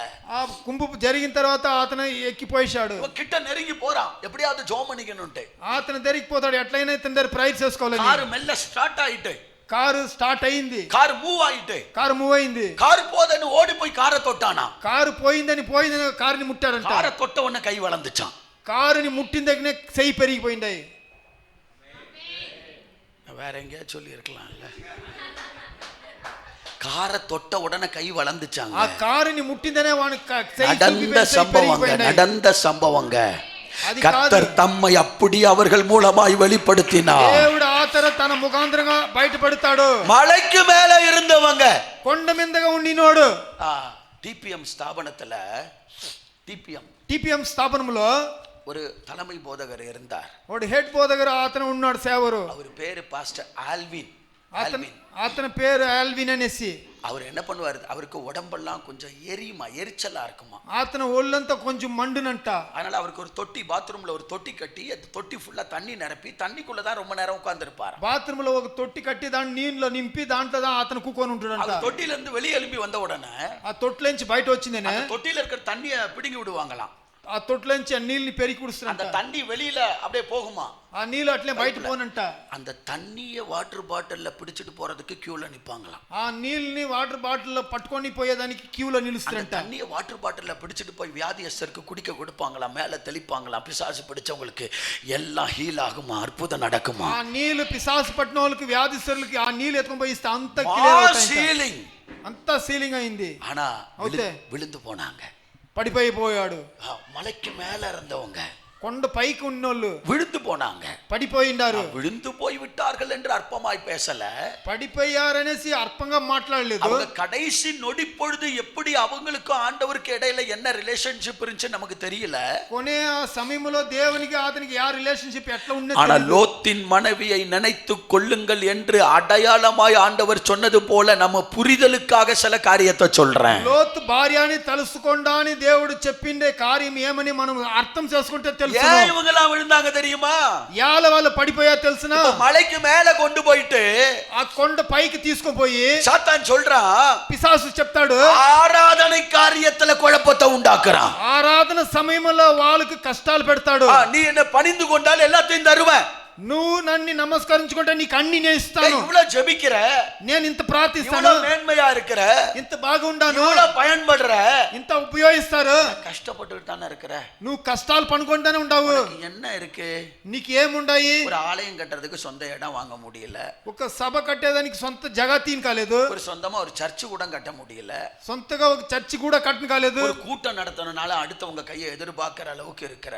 ఒక సభ గుంపు జరిపించాలంటే ఇంకొకరు సైన్ ఎదురు చూసుకున్నాడు. ஒண்ணுமே இல்லப்பா. నీకని ఏమీ లేదప్పా. கொஞ்சம் ఆరాధனையில చేంజ్ பண்ணுப்பா, కొంచెం ఆరాధనలో చేంజ్ చెయ్యి, கொஞ்சம் ఆరాధனைய மாத்து, కొంచెం ఆరాధనని మార్చు, ஆராதனைய மாத்து, ఆరాధనని మార్చు, என்ன பணிஞ்சுக்கோ, నన్ను నమస్కరించుకో, ஆராதனைய மாத்து, ఆరాధనని మార్చు. நான் உனக்கு எல்லாம் தருவேன், నేను నీకు అన్ని ఇస్తాను, எல்லாம் தரேன். అన్ని ఇస్తాను. அல்லேலூயா. హల్లెలూయా. ஆராதனையில குழப்பத்தை உண்டாக்க. ఆరాధనలో సమస్యలు పెడతాడు. இன்னைக்கு சிலருக்குலாம் ஆவிக்குரிய ஆராதனை பிடிக்கிறது இல்ல. ఇప్పుడు కొందరికి ఆత్మకురి ఆరాధనలు కొందరికి పట్టేలేదు. ஆண்டவர் ஆவியோடு உண்மையோடு ஆராதிக்கிறது பிடிக்கிறது இல்ல. దేవుని ఆత్మయోడు నిజంతో నేను ఆరాధించేది పట్టలేదు. காரணம் சட்டை கொலையாம, ఆ సొగాయిలు ఆ మురికి పట్టకుండా, ஷூவை கூட கழட்டி வெளியே விடக்கூடாது, ஷூவோட உள்ள விடுற ஆலயம் எதுவோ அங்க போலாம். షూలు కూడా బయట తీసేది ఉడికుండా యా సభలో మనం ఆ షూలు వేసుకొని పోతామో దాంట్లో இன் பண்ணி இருக்கிறது அப்படியே குலைஞ்சிடக்கூடாது, ఇన్ చేసుకుండేది అది పేగకుండా ఉండేదానికి ஏசி எல்லாம் இருக்கணும். ఏసీ అన్నీ ఉండాలా. யாரும் நீ பாவின்னு சொல்லிடக்கூடாது, ఎవరు నువ్వు పాపి అని నీ చెప్పిడు కూడాదు, மனம் திரும்புன்னு சொல்லிடக்கூடாது, నువ్వు మనసు మార్కొని చెప్పకూడదు. கம்ஃபர்டபுளா இருக்கணும். அப்படியே சர்ச்சுன்னா మనకు వస్తే కంఫర్టబుల్ గా బాగా కూర్చొని ఇష్ట ప్రకారంగా ఉండాలా. தியேட்டர் மாதிரி இருக்கணும். సినిమా థియేటర్ పాలా ఉండాలా. ஆராதனையை சேஞ்ச் பண்றான். ఆరాధనని చేంజ్ చేస్తాడు. ஆனா ஆண்டவர் என்ன சொன்னாரு?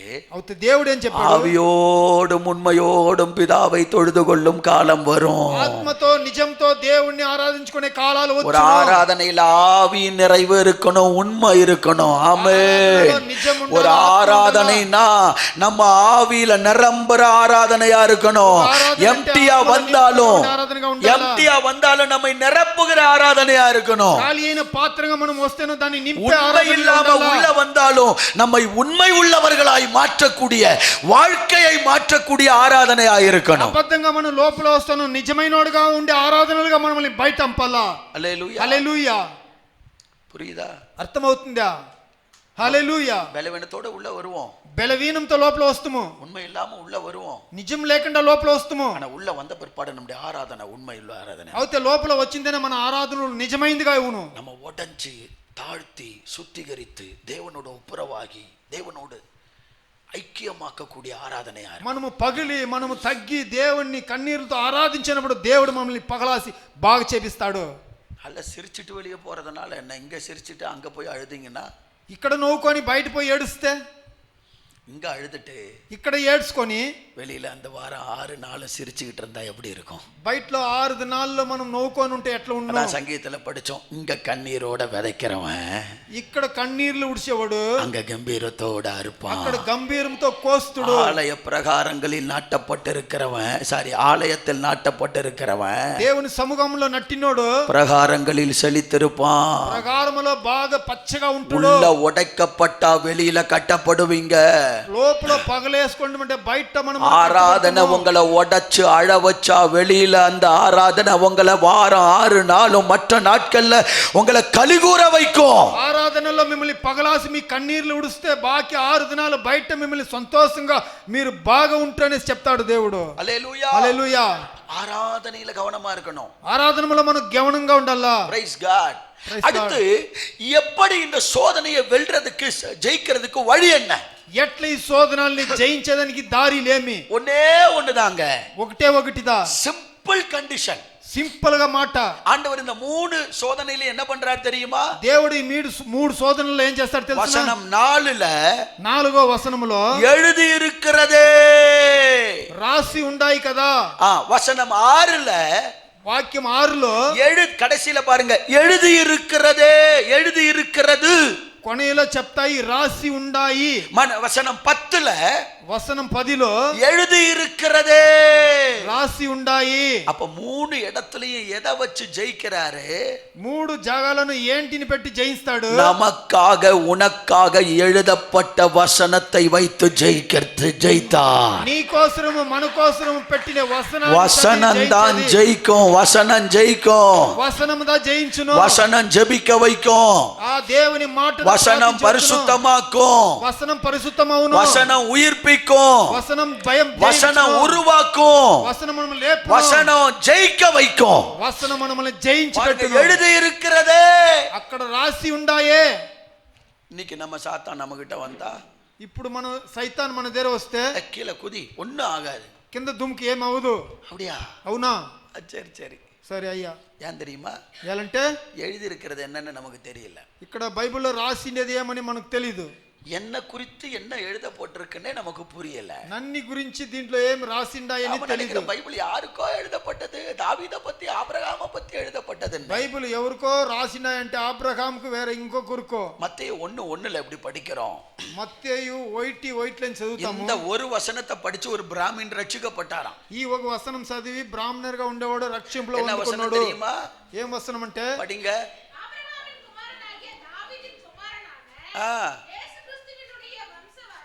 அப்பா ரட்சிக்கப்பட்டார் பிராமின். రక్షింపు పొందుకొనేసినాడు. என்ன இருக்கு அதுல? ఏముండాయి దీంట్లో?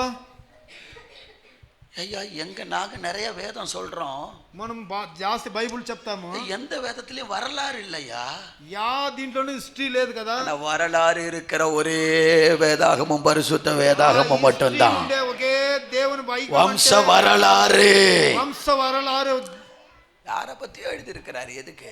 ఎవరినో గురించి రాసిండా ఏంటికి? ஆபிரகாம் மனசாட்சி காலம், ఆబ్రహాం మనసు ఉండేవాడు. தாவீது நியாயப்பிரமாண காலம், దావీదు అనేవాడు న్యాయప్రమైన కాలాలు, இயேசு கிறிஸ்து கிருபையின் காலம், యేసుక్రీస్తు కృప కాలంలో எல்லாத்த பத்தி நான் எழுதி வச்சிருக்கிறேன் ஒரு வரலாறு.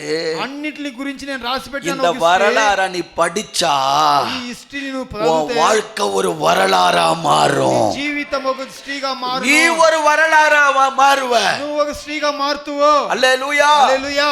நீங்க ஒரு வரலாறா மாறணுமா? நீ ఒక భూగోళంగా మారాలనా? நீங்க ஒரு ஹிஸ்டரிய உண்டாக்கணுமா? మీరు ఒక హిస్టరీని చెయ్యాలనా? பின்னால வர சந்ததி உங்களை பார்த்து நடக்கணுமா? ఏనికి ఒక వచ్చే వంశాలు నిన్ను చూసి నడేయాలనా? எழுதப்பட்டதை படிக்கணும். రాసిండేదాన్ని చదువల్లా. எழுதப்பட்டிருக்கிறதே రాసి ఉండాయే. இப்ப கேக்குறேன், ఇప్పుడు అడుగుతాము, பைபிளை ஒரு முறை முழுசா படிச்சவங்க எல்லாம் ஒரு அல்லேலூயா சொல்லு. బైబిల్ ని పూర్తిగా చదివిన వాళ్ళంతా ఒక హల్లెలూయా చెప్పండి. ஒரு முறை முழுசா படிச்சு ఒక వార్తి పూర్తిగా முடிச்ச உடனே பாக்குறேன், முடிச்ச உடனே பாத்துக்கிறேன். అయిన பைபிளை ஒரு తర్వాత முறை చూసుకుంటాం. முழுசா படிச்சவங்க ஒரு முறை ఒక బారి ஒரு முறை பைபிளை ஒரு முறை பின்னாடி தம்பி படிச்சிருக்கிறாங்க. ఒక బారి బైబిల్ ని పూర్తిగా చదివిన వాళ్ళు ఎవరైనా ఉండారా? ஒரு முறை శైలతండి படிச்ச పైకి 1 2 3 4 5 6 இந்த சபையில 6 பேரு மக்களே, தங்கச்சிமார்களே, தம்பிமார்களே, ஒரு முறை ఒక బారి. அல்லேலூயா. హల్లెలూయా. பாட்ஷா படம் 10 முறை பார்த்தேன் தெரியுமா? நானு భాష పిక్చర్ నేను 10 కితాలు చూస్తుంది తెలుసునా? சில படம்லாம் 1000 முறை பார்த்துருக்கீங்க, பைபிள் ஒரு முறை படிக்கல. நீங்க என்ன? కొన్ని పిక్చర్లు ఎన్ని కితాలు చూస్తామో అయితే బైబిల్ ఒక కితాను చదవలేదు. ஒரு ரஜினி ரசிகனே, ఒక రజనీ వాణి వీడు, அறிவுக்காக சொல்றேன், நான் தப்பா நினைச்சிடாதீங்க. దీనికోసం చెప్తాము. தமிழ்நாட்டில் பாட்ஷா படம் 1 வருஷம் ஓடிச்சான். తమిళనాడులో బాక్షా పిక్చర్ ఒక ఏడాది పోయినంట. 100 நாள் பார்த்தானா, 100 முறை பார்த்தானா ரஜினி ரசிகன். ఒకడు 100 దినాలు చూసినాడంట. எத்தனை முறை பார்த்தானா? ఎన్ని కితాలు చూసినాడంట? அவன் ரசிகன். వాడు రసికుడు 100 முறை பார்த்தான். 100 కితాలు చూసినాడంట. ஹிஸ்டரி உண்டாக்கிட்டான். హిస్టరీ படம் 100 முறை பார்த்தேன். என் தலைவனுடைய படத்தை 100 முறை பார்த்தேன். నా లీడర్ పిక్చర్ 100 కితాలు నేను చూశాను. என் ஸ்டார் சூப்பர் ஸ்டார் படத்தை 100 முறை பார்த்தேன். నా సూపర్ స్టార్ పిక్చర్ ని 100 కితాలు నేను చూశాను. ஆனா நம்ம உண்டாக்கின ஆண்டவர் நமக்காக எழுதி கொடுத்த வேதத்தை ஒரு முறையாவது படிச்சிருக்கிறோமா? మానవుల్ని రెడీ చేసిన దేవుడిని వాక్యాల్ని ఒక కితాన మనం పూర్తిగా చదివి இன்னைக்கு ஒரு தீர்மானம் பண்ணணும். ఈ పొద్దు ఒక తీర్మానం ஒரு நாளைக்கு 4 அதிகாரம் வச்சு படிச்சா ஒரு வருஷத்துல ஒரு முறை பைபிளை படிக்கலாம். ఒక దినానికి 4 అధికారాలు చదివితే புரியுதா? ఏడాదికి పూర్తిగా మనం చదవను. ஒரு நாளைக்கு எத்தனை அதிகாரம்? ఒక దినానికి நாளை ఎన్ని விட అధికారాలు? அஞ்சுன்னு வச்சுப்போம் ரவுண்டா. 5. 5. ஒரு நாளைக்கு எத்தனை அதிகாரம் ఒక దినానికి ఎన్ని అధికారాలు? கேட்பான். அதுக்கப்புறம் இருக்கு ஒரு நாளைக்கு 5 அதிகாரம் படிக்காதனால பேசவே கூடாது. ఒక దినానికి 5 అధికారాలు చదువులేదంటే మాట్లాడిని కూడా ఇరకూడదు. உங்களை குறித்து வச்சுக்கோங்க பாஸ்டர், பேசுறதுக்கு ஃபாஸ்டிங், பேசக்கூடாது, வாயில மாஸ்கை மாட்டி விட்டுறணும். என்னைக்கு 5 அதிகாரம் படிக்கிறாங்களோ அன்னைக்கு தான் பேசணும் வாயத்தர. యా బొద్దుటికి 5 అధికారాలు చదువుతారో ఆ బొద్దుటికి మాత్రం నోరు తెరయాల. எனக்கு பாசமான அக்கா, அதனால அவங்கள உரிமையா சொல்றேன். இதே தான் உங்க எல்லாருக்கும் வச்சுக்கிடுங்க. అందరికి ఇదే మాటనే చెప్తాయి. நல்லா கவனிங்க. గమనించండి. ஒரு நாளைக்கு 5 அதிகாரம். ఒక దినానికి 5 అధికారాలు. தூத்துக்குடியில மச்சான் ஒருத்தர் இருக்காரு. తూత్తుకుడిలో ఇతను బామార్ది అతను ఉన్నాడు. கிராஸ் டிவி ஜெயசீலன் அவர் பேரு தெரியுமா? கிராஸ் டிவி జయశీలన్ అనేసి மச்சான் தான் அவரு. ఇతను బామార్దిదంట. எத்தனை முறை படிச்சிருக்காரு தெரியுமா பைபிள? బైబిల్ ఎన్ని కితాలు చదివినో తెలుసునా? 180 முறை இதுவரைக்கும் முழுமையாக படிச்சு முடிச்சிருக்கிறார். 180 కితాలు ఇంతవరకు దాని చదివి ముగించాడు. எனக்கு வந்து நான் எவ்வளவு படிச்சாலும் எனக்கு வந்து மறந்துடும். எனக்கு கொஞ்சம் மறதி அதிகம். ఎంత చదివితేనో దాని గురించి మర్చిపోయేదని. ஆனா அந்த கார்த்திக் அமாலியன் அந்த பாஸ்டர் பார்க்கும்போது நான் பொறாமப்படுவேன். కార్తీక్ కబాలి అనే పాస్టర్ని చూసి మనం కడుపు మండుతాము. அவர் எத்தனை முறை படிச்சிருக்கிறாருன்னு தெரியல. దాని ఎన్ని కితాలు చదివి ఉన్నాడని తెలియదు. ஆனா வசனத்தை பைபிளை திறக்கும் கட்ட முழு வசனம் அப்படியே சொல்லிக்கிட்டே இருப்பாரு. బైబిల్ తెరికుండానే వసనాలను అట్లా గడగడగడ అని చెప్తానే ఉంటాడు. அந்த அளவுக்கு வசனம் உள்ள இருக்கு. అంత அளவுக்கு లోపల ఉండాయా వసనాలు. హల్లెలూయా హల్లెలూయా. நமக்கும் அப்படி இருக்கணும் வசனம். మనకు అట్లా ఉండాలో ఆ మాటలో. ஆமென் சொல்லுங்களேன். ఆమేన్. சத்தமா சொல்லுங்க ஹல்லேலூயா. హల్లెలూయా. எனக்கு நான் ஒரு ஸ்தாபனத்துல முன்னால 99లో ஞாயிற்றுக்கிழமை ஆனா எனக்கு நிறைய போன் வரும்.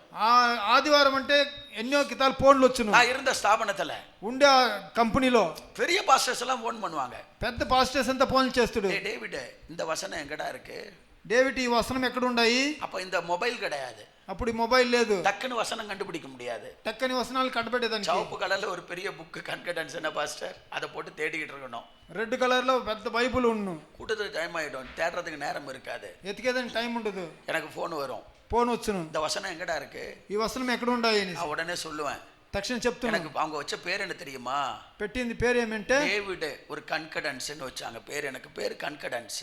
కన్కడెన్స్ అనేసి డేవిడ్ ஒரு சில பேர்லாம் கன்கடன்ஸ், కన్కడెన్స్, அப்போஸ்தலன், అపోస్తలుడు, குட்டி பிரதர், చిన్న బ్రదర్, குட்டி பிரதர், చిన్న బ్రదర్, இதெல்லாம் எனக்கு வச்ச பட்ட பேருங்க. ఇదంతా పెట్టిన పేర్లు. அதுல ஒன்னு కన్కడెన్స్.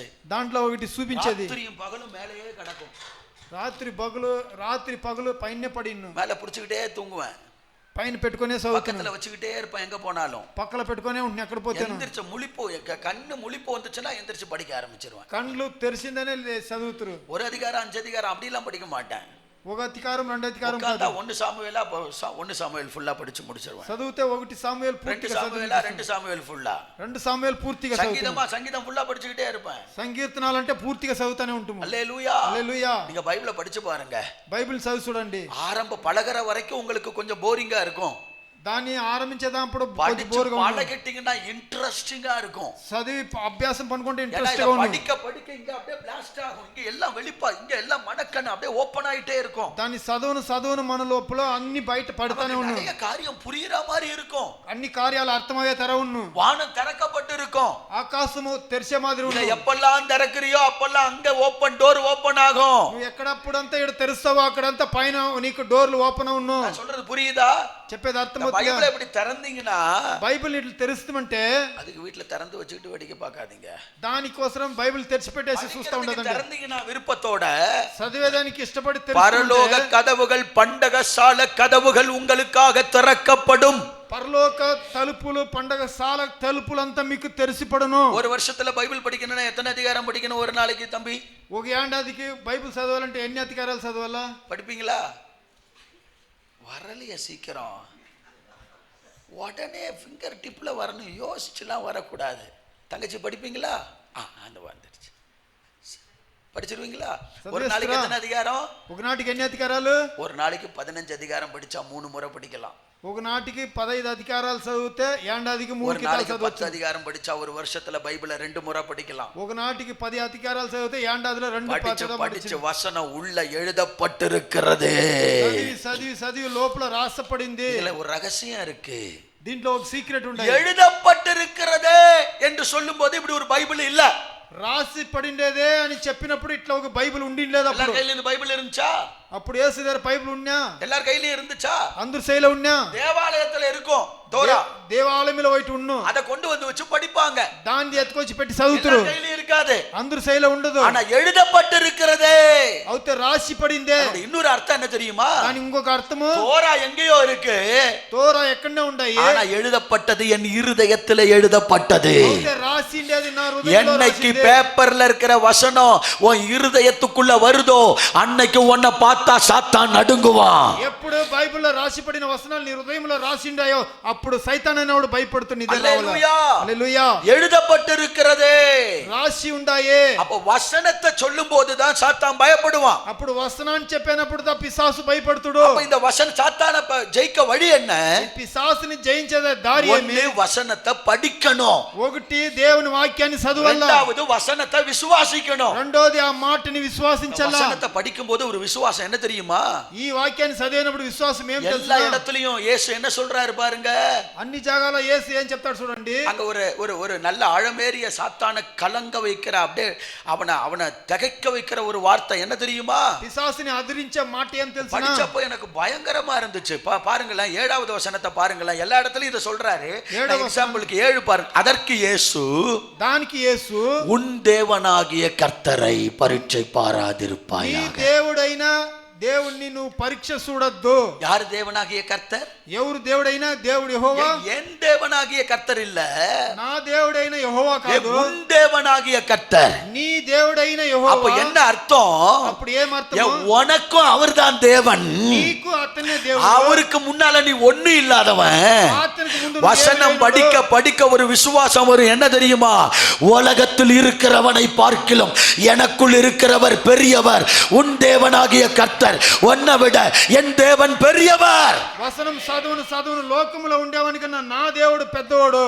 வசனம் படிச்சாதான் వసనాల్ని చదివితేదా ப்ராப்ளத்தை விட என் தேவன் பெரியவர் என்ற விசுவாசம் வரும். నా ప్రాబ్లానికన్నా నా దేవుడు అని వచ్చును. வியாதியை விட என் தேவன் பெரியவர் என்ற விசுவாசம் வரும். నా వ్యాధి కన్నా నా దేవుడు పెద్దవాడు అనే విశ్వాసం వచ్చును. வசனமே படிக்காம எப்படி விசுவாசம் வரும்? వసనమే చదవలేదని విశ్వాసం ఎట్లా వచ్చును? மொத்தத்துல ஆண்டவரை குறை சொல்றது, சர்ச்சுக்கு போனேன், நல்லாதான் போனேன், ஜெபம் பண்ண, ஒண்ணுமே நடக்கல. చర్చికి పోతిని చదువు బాగా ఇతని ఏమీ నాకు జరగలేదు. ஆண்டவர் வாயிலே குத்துவார், ஓடி போன்ட்டு. దేవుడు నోటి మీదనే పొడుస్తుడు. வந்த వస్తువి சினிமா தியேட்டருக்கு போற மாதிரி வந்துட்டு போனேன். పిక్చర్కి వచ్చినట్లు పోయి వస్తే நீ పోతే வசனத்தை படிச்சியா, தியானிச்சியா? దేవుని వస్త్రాన్ని చదివితివా, ధ్యానించావా? பண்ற பிரசங்கத்தை டைரி கொண்டு வந்து எழுதுனியா? దేవుడు మాటలు చెప్పినప్పుడు డైరీలో அதை రాసుకుంటావా? கொண்டு போய் தியானிச்சியா, படிச்சு பாத்தியா? దాన్ని ఎత్తుకొని పోయి దాని గురించి உள்ள ధ్యానించావా? எழுதுனியா, உள்ள எழுதுனியா? దాని హృదయంలో రాస్తివా? இதெல்லாம் ஒண்ணும் இல்ல. ఇదంతా ఏమీ లేదు. கடைக்கு போலாம், ஒரு தெலுங்குல ஒரு பாட்டு இருக்குல்ல, అంగటికి పోతాము, రావే రావే జిల్లి మనమేం పోతాం రా, అక్కడ విమానం ఎక్కి మనమెక్కి పోతాం రా, பாம் பாம் காரு சையனை போத்தாம் ரா அப்படின்னு ஒரு பாட்டு இருக்கு, தெரியாது என்ன? கைவீசம்மா கைவீசு, கடைக்கு போகலாம் கைவீசு, தமிழில் அது மாதிரி அந்த மாதிரி ஒரு பாட்டு. கைவீசம்மா கைவீசு சொல்லுங்க. కైవీసమ్మ కైవీసు, అంగటికి పోతాం రావమ్మా, అంగిట్లో పోయి మిఠాయి తీసుకొని అద மாதிரி వస్తాం రావమ్మా. అద மாதிரி சர்ச்சுக்கு இப்போ கைவீசம்மா கைவீசு, செயலாடிஞ்சம்மா செயலாடிంచు. செல்போன் தூக்கிறதுக்கெல்லாம் மறக்கிறது இல்லை, பைபிள் தூக்கினா மட்டும் பைபிளே இருக்காது. சில செல்போன் ఎత్తేదానికి మాత్రం సేవ్ ఉంటాయి, బైబిల్ ఎత్తేదానికి பைபிள் யாராவது ஃப்ரீ கொடுப்பாங்களா? பாஸ்டர் ஃப்ரீ பைபிள் இருக்கா பாஸ்டர்? ఫ్రీగా బైబిల్ ఏదైనా ఇస్తారా పాస్టర్? சொல்றேன், பைபிளை நேஸ்தா 1000 ரூபா 2000 ரூபா விலை கூடின பைபிளை, நல்ல கொரியன் பிரிண்டிங் சூப்பர் பைபிளை வாங்கி வச்சு நல்லா படிங்க. బాగా కొరియన్ ప్రింట్ లో ఉండే బైబిల్ 2000 ఇచ్చి బాగా తీసి దాన్ని బాగా శుద్ధంగా చదువుకోండి. ప్యాంట్ 4000 రూపాయ 3000 கிழிஞ்சு போன ஜீன்ஸ் பேண்ட் வாங்குறீங்க, சினிపోయిన జీన్స్ ప్యాంట్ 3000 4000 ఇచ్చి நீங்களா அதை வாங்குவீங்க நினைச்சிருந்தா நான்லாம் 15 வயசுல அதெல்லாம் விலைக்கு எடைக்கு போட்டிருக்க மாட்டேன். దాని అంతా నేను ఎత్తి బయట పారాసిటము, அதெல்லாம் நான் சேர்த்து வைத்து இன்றைக்கு ஐஸ்வர்யவானாய் மாறி இருப்பேன். దాని అంతా చేర్చి పెట్టి మేము ఐశ్వర్యన ఇంటము, ஒரு புது பிசினஸ் ஆரம்பித்திருப்பேன். కొత్త బిజినెస్ ఆరంభించింది, தெரியாமல் போய்விட்டது, తెలియకుండా పోయింది. நீங்களும் ஆரம்பிச்சிருப்பீங்களா? நிறைய பேண்ட் எல்லாம் போட்டீங்களா? நாய் கட்சி எடுத்து போட்டுருவோம், அதுதான் கூடுதல் விலை. అదే ఇప్పుడు ఎక్స్ట్రా రేట్లు. தானா கிழிஞ்சது 5000 ரூபாய்க்கு வித்திருக்கோம், நாய் கடிச்சது 50000 ரூபாய்க்கு வித்திருக்கோம். తానగా సినిగింది 5000 అంటే నాయి కుక్కలు కొరికిండేది 50000 అంట. பையன் நினைக்கிறாப்புல நம்மளாவது இதெல்லாம் போடக்கூடாது, காப்பாற்றி வச்சுக்கணும், வர சந்ததிக்கு விற்கலாம். அல்லேலூயா. హల్లెలూయా. பாருங்க, இதெல்லாம் விலை கொடுத்து வாங்குவாங்க. దీనంతా డబ్బులు ఇచ్చి తీస్తురు. வாட்சி வாங்குறது, ஷூவை வாங்க, ஒரு பைபிள் வாங்க மாட்டான். వాచ్ తీసుకునేది, షూలు తీసుకునేది. செல்போன் பைபிள்லாம் இருக்கட்டும், டிராவல்ல தூக்க முடியாத இடத்துல, போக முடியாத இடத்துல, ஏதாவது ஒரு அவசரத்துக்கு பார்க்கறதுக்கு செல்போன் எலக்ட்ரானிக் பைபிள் இருக்கட்டும். ஆனால் லிட்ரலாக அதை வாங்கி திறந்து உட்காந்து படிங்க. బైబిల్లో ఉండే సెల్ ఫోన్లో పర్వాలేదు, అవుతే మనం డబ్బులిసి బైబిల్ తీసుకొని మనం చదవాలా. என் பைபிள் பார்த்தீங்களா? என் பைபிள் அப்படியே மார்க்கா இருக்கும், பார்த்தீங்களா எப்படி இருக்கு? இப்படி தான் என் பைபிள் இருக்கும். இப்படி பைபிளை படித்து என்ன பண்ணுங்க, மார்க் பண்ணுங்க. బైబిల్ చదివి மார்க் பண்ணுங்க. ఇట్లా హైలైట్ చేయాలా. எழுதி வச்சிருப்போம் ஃபுல் பிரசங்கமும். என் பைபிளை ஆட்டையை போடுறதுக்குன்னே எவ்வளோ கூட்டம் இருந்துச்சு, என் குடும்பத்திலேயே எவ்வளோ கூட்டம் இருந்துச்சு தெரியுமா? இது 3வது பைபிள். பைபிள் எடுத்துட்டாங்க, 2வது பைபிள் என் மனைவி பிடிங்க வச்சுக்கிட்டா, இது 3வது பைபிள். இப்போ படிக்க ஆரம்பித்து மார்க் பண்ணிக்கிட்டு இருக்கிறேன். ஆமாம். இப்போ நம்ம பைபிளை எப்படி படிக்கணும்? మనం మన బైబిల్ ఇంకొకరు ఎత్తుకునే తర మనం చదువుకోవాలా. சொல்றது உங்களுக்கு போரிங்கா இருக்கலாம், చెప్పేది మీకు బోర్ కొట్టొచ్చును, ஆனா இதுல பெரிய ஆசீர்வாதம் இருக்கு. దీంట్లోనే పెద్ద ఆశీర్వాదం ఉన్నాయి. ஒரு சின்ன சாட்சியோட சொல்றேன், చిన్న ఒక సాక్షి చెప్తాము. ஒரு எஃப்எம் வச்சிருக்கிறாரு ஒரு பிரதர், ஜான் மனோன்னு நினைக்கிறேன் ஒரு பேரு. జాన్ మనో అనే ఒక బ్రదర్ ఎఫ్ఎం అనే ఒక రేడియోని పెట్టుకుంటాడు. 130 நாடுகளுக்கு அவருடைய எஃப்எம், காஸ்பல் எஃப்எம் போகுது. 130 దేశాలకు ఎఫ్ఎం అనే గాస్పల్. அவரும் நானும் பெங்களூர்ல ஒரு யூத் மீட்டிங்ல பேசும்போது, అతను మన పాస్టర్ను యూత్ మీటింగ్ లో బెంగళూరులో మాట్లాడినప్పుడు ஒரு సాక్షి சொன்னாரு. ఒక సాక్షి చెప్పాడు. அவர் வீட்டுக்குள்ள தாய் தகப்பன் இறந்துட்டாங்க, తల్లి తండ్రి చచ్చిపోయారు. அவர் தனியா வீட்டுக்குள்ள ரொம்ப டிப்ரெஷன்ல இருந்தாராம். తనిగా ఇంట్లో నిండా డిప్రెషన్ గా వేదనలో ఉన్నాడు. ராப் மியூசிக் உள்ள போயிட்டாராம். ర్యాప్ మ్యూజిక్ లోపల పోయాడు. வீட்டுக்குள்ள பிசாசுகள் லிட்டரலா இறங்கி வந்து உலாவுமா. పిశాసులు పైనుంచి అట్లే దుమికి వచ్చి అట్లే பிசாசு பிடிச்ச மனுஷனாவே மாறிட்டாராம். అతను పిశాసులు పట్టే మనిషిగానే మారిపోయినాడు. ராப் மியூசிக் பிசாசு சொல்லி தருமா. రాప్ మ్యూజిక్ అంతా పిశాసులు చెప్పించినంట. அதுல பயங்கர ஃபேமஸா இருந்தாராம். అతను ఫేమస్ గా ఉన్నాడంట. வெளியே போவாரு, மியூசிக் கான்சர்ட் பண்ணுவாரு, வீட்டுக்குள்ள வந்தா பேய்களோட வாழ்வார். బయట పోయి మ్యూజిక్ అన్ని జరిపించేసి లోపల వస్తే పిశాసులన్నీ చుట్టుకొని అతను జరిపించినంట. எவ்வளோ பேர் சொல்லி பார்த்தாங்க, கேட்கல. ఎందరో చెప్పి చూశారు. ஒரு நாள் ஒரு ஊழியக்காரர் ஒரு பைபிள் கொண்டு வந்து கொடுத்து ட்ரை பண்ணுங்கன்ட்டு போனாராம். ఒకనారు ఒక సేవకుడు బైబిల్ ఇచ్చి ట్రై చేసి చూడండి, చదవండి కొంచెం. இத ஒரு முறை ட்ரை பண்ண, దీని ఒక కిత ట్రై చేయండి. வார்த்தை அவருடைய உள்ளத்தை தொட்டுருச்சு. ఆ మాట హృదయాన్ని ముట్టేసింది. சரி, இதை ட்ரை பண்ணாதான் என்ன, దీన్ని మనం ట్రై చేస్తాం చూస్తామే. ஒரு நாள் எந்திரிச்சு உட்காந்து திறந்தாராம். ఒకనాడు లేచి తెరిచాడంట, படிக்க ஆரம்பிச்சாராம். చదివేదానికి ఆరంభించాడు. எங்க லிட்டரலா அவர் சொன்னதுங்க, படிக்க படிக்க பாஸ்டர், అతను చెప్పినప్పుడు చదువును எனக்குள்ள இருக்கிற அசுத்தாவிகள் என்னை விட்டு வெளியில ஓடுவதை பார்த்தேன். నా లోపల ఉండే దరిద్ర ఆత్మలంతా నన్ను విడిచి పరిగెత్తని చూశాను. பேய் பிசாசுகள் எல்லாம் அலறி வீட்டை விட்டு வெளியில ஓடுவதை నా ఇంట్లో ఉండే పిశాసులంతా దాన్ని విడిచి పరిగెత్తింది. బైబిల్ படிக்க படிக்க ஆசையா இருந்துச்சு. బైబిల్ ని చదువును ఆశగా ఉంది. సమాధానం என்னை நிறைத்தது. సమాధానం నన్ను నింపింది. முழு பைபிளையும் படிச்சு முடிச்சேன். పూర్తిగా బైబిల్ చదివి ముగించాను. அப்புறம் ஆண்டவரை ஆராதிப்பேன்.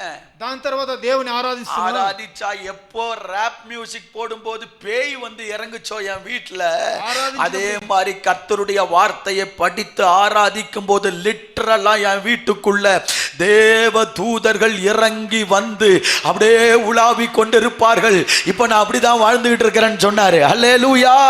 దేవుని ఆరాధించినప్పుడు అట్లే కింద దేవుని ఆత్మ దిగి వచ్చి ఆ రూమ్ అంతా నింపి అట్లే ఆతని ఆరాధించుకొని ఉంటాడు. విశ్వాసతోడు படிக்கணும். విశ్వాసంతో చదవాలా. படிச்சு அறிக்கை செய்யணும். చదివి దాన్ని బయట చెప్పాలా. எழுதி இருக்கிறதே, రాసి ఉన్నాయి కదా, எழுதப்பட்டதை அறிக்கை செய்யணும். రాసి పెట్టిన దాన్ని చెప్పాలా. கடைசியா சாத்தானை எதிர்க்கணும். మనిషి పిశాసుని ఎదిరించాలా. இதெல்லாம் செய்யும் போது அடுத்த வசனம் என்ன சொல்லுது? 11ஆம் வசனம், அப்பொழுது பிசாசு அவரை விட்டு விலகி போனான். వాక్యము చెప్తాయి ఆతని. హల్లెలూయా. சொல்லுங்களேன், இந்த சோதனை உன் வாழ்க்கையை விட்டு விலகி போகணுமா? ఈ శోధనలు మన జీవితాన్ని என்றைக்கு நீ சோதிக்கப்படுவதை கர்த்தர் விரும்புறதல்ல. ఎప్పుడు శోధనలో దేవుడు నిన్ను విడిచి வசனத்துல கட்டப்பட்ட சோதனை உன்னை விட்டு வெளியே போய்டும். వసనములో నువ్వు కట్టి పెడితే శోధనలు విడిచి నిన్ను சோதனை ஆண்டவர் மாத்திடுவார். శోధనల్ని దేవుడు మారుస్తాడు. அது கிடைக்கிற ஆசீர்வாதம் என்ன தெரியுமா? దాంట్లో దొరికే ఆశీర్వాదం ఏం తెలుసా? அதே 11ஆம் வசனத்துல சொல்லப்பட்டிருக்கு, అదే 11వ వచనములో చెప్పింది, தேவதூதர்கள் இறங்கி அவரை பலப்படுத்தினார்கள். దేవదూతలు దిగి ఆతని அவருக்கு ஊழியம் செய்தார்கள். ఆతనికి సేవ చేశారు. தேவதூதர்கள் இறங்கி வருவாங்க. దేవదూతలు దూతలు దిగి நம்ம వస్తారు. ஒரு பேட்டில் ஃபீல்ட்ல இருக்கிறோம். మనము బ్యాట్ చేసే ఫీల్డ్ లో அவங்க நமக்கு ஒத்தாசையா நிப்பாங்க. వాళ్ళు మనకు సేవగా ఉంటారు. சமீபமா ஒரு ஊழியர் சொன்ன சாட்சி என்ன தெரியுமா? ఫస్ట్ లో ఇప్పుడు ఒక సేవకుడు చెప్పిన సాక్షి ఏం తెలుసునా? அவர் ஒரு இடத்துல போய் ஒரு பிசாசு துரத்தினாராம். అతను ఒక జాగాలో పోయి ఒక పిశాచిని அந்த తరిమాడంట. பொம்பளைக்குள்ள இருந்த பிசாசு ஓடி போச்சாம். ఆ పిశాచ ఆ நல்லா యమలో கவனிக்கணும், పరిగెత్తిపోయినంట. நல்லா கவனிக்கணும். ஓடும் போது சொல்லிட்டு போச்சான், పరిగెత్తిపోయిన చెప్పుకొని చెప్తుంట, போயிட்டு ஒரு படைய கூட்டிட்டு வருவேன் அப்படின்ட்டு போச்சான். నే పోయిచ్చి ఒక సైనికుని పిలుచుకొని వస్తున్నానని చెప్పేసి పోయినంట. அவங்க மனைவி 6 மாச கர்ப்பம். వాళ్ళ భార్య 6 నెలలు గర్భంగా 3 ఉంది. மாசம் கழிச்சு 9 மாசம் நிற மாசம் இருக்கும்போது நம்ம 4 மாவடி மோகன் அண்ணன் கட்டி வச்சிருக்கிற அந்த ஹாஸ்பிட்டலுக்கு அந்த ஊழியக்காரர் மனைவியை கூட்டிட்டு போய் செக் பண்ணாராம். 9 నెలల తర్వాత ఆ అమ్మని తీసుకొని పోయి చెకప్ కు ఉడిసిండారు. செக்அப் முடிச்ச பிற்பாடு చెకప్ అయిన తర్వాత அவர் சொன்ன எல்லாம் ஆல் ரைட்டு, நாளைக்கு டெலிவரி ஆகிடும், நீங்கள் ரூம் அலாட் பண்ணுறேன், ரூமில் இருங்க. అన్ని ఆల్రైట్ బాగా ఉండి రేపు డెలివరీ అవును, దాని గురించి మీరు రూమ్ లో ఉండండి. ரூம்ல நடந்து வந்துட்டு இருக்கிறாரா, రూమ్ లో నడుచుకొని వస్తా ఉంటాడు. மனக்கண்கள் திறக்கப்பட்டதா, అతని కళ్ళు మనసు కళ్ళు తెరిచినాక அங்க பார்த்தா தேவ தூதர்கள் அப்படியே இறங்கி நிக்கிறாங்க, அப்படியே சாரையா இறங்குகிறார்கள். అక్కడే దేవదూతలు సార్లు సార్లుగా దిగి నిలుస్తారంట. ஹாஸ்பிடல் ஃபுல்லா தேவ தூதர்கள் அப்படியே நிக்கிறாங்களாம், உரிவன பட்டயத்தோடு நிக்கிறாங்களாம். ఆ హాస్పిటల్ ని పూర్తి చుట్టుకొని కత్తిలతో ఉండారు నిలుచుకొని. இது என்னைக்கு இல்லாம இவ்வளவு தேவ தூதர்கள் வந்திருக்கிறாங்களே, ఎప్పుడు లేకుండా ఇంత జనాలు దిగి వచ్చినారు దేవదూతలు. ரூம் లో పోతాడంట. ஆவியானவர் சொல்றாரா, ரெடி ஆயிக்கோ, ஆயத்தமாக ఆయుతమావు రెడీగా ఉండు. లోపల పోయినప్పుడు ஆவியானவர் எதுக்கு ஆயத்தமாக சொல்றாரு? ఆత్మైనోడు ఏంటి చెప్తాడు ఈ మాట? மனைவியை பெட்ல உட்கார வச்சுட்டு ஏன் ஆயத்தமாக சொன்னாருன்னு யோசிச்சுட்டு மனைவியை பாக்குறாரா. భార్యని బెడ్ లో కూకొని పెట్టేసి ఆయుతమని ఏంటి చెప్తాడని చూస్తే மூக்குல ரத்தம் வடியுதான். ఆ అమ్మ ముక్కులో నెత్తురు కారుతా ఉందంట. மூக்குல ரத்தம் வடியுது, ముక్కులో నెత్తురు కారుతా ఉన్నాయి. மூக்குல ரத்தத்தை தொடச்சிட்டு அந்த சகோதரி பேச ஆரம்பிச்சா வாயில ரத்தம் கொட்டுதான். ముక్కులో తుడిచేసి నోరు మాట్లాడితే నోట్లోంచి నెత్తురు వస్తాయి. சிஸ்டர்ஸ் ஓடி வராங்க, సిస్టర్స్ పరిగెత్తి వస్తారు. ஐஸ் ఎல்லாம் வச்சு பாக்குறாங்க, ரத்தம் நிக்கல. ఐస్ అంతా పెట్టి చూస్తారు, రక్తం నిలేదు. பெட்ல படுக்க வச்சா காது வழியா ரத்தம் வருதான். బెడ్ లో పన పెడితే చెవుల్లో వస్తాయంట రక్తం. மூக்குல ரத்தம், வாயில ரத்தம், காதுல ரத்தம் போயிட்டே இருக்கு. చెవుల్లో ముక్కుల్లో నోట్లో అన్నిట్లో నెత్తురు పోతానే ఉన్నాయి. டாக்டர் வந்து பார்த்துட்டு கிரிட்டிக்கலா இருக்கு, எப்படி ஆச்சு இது?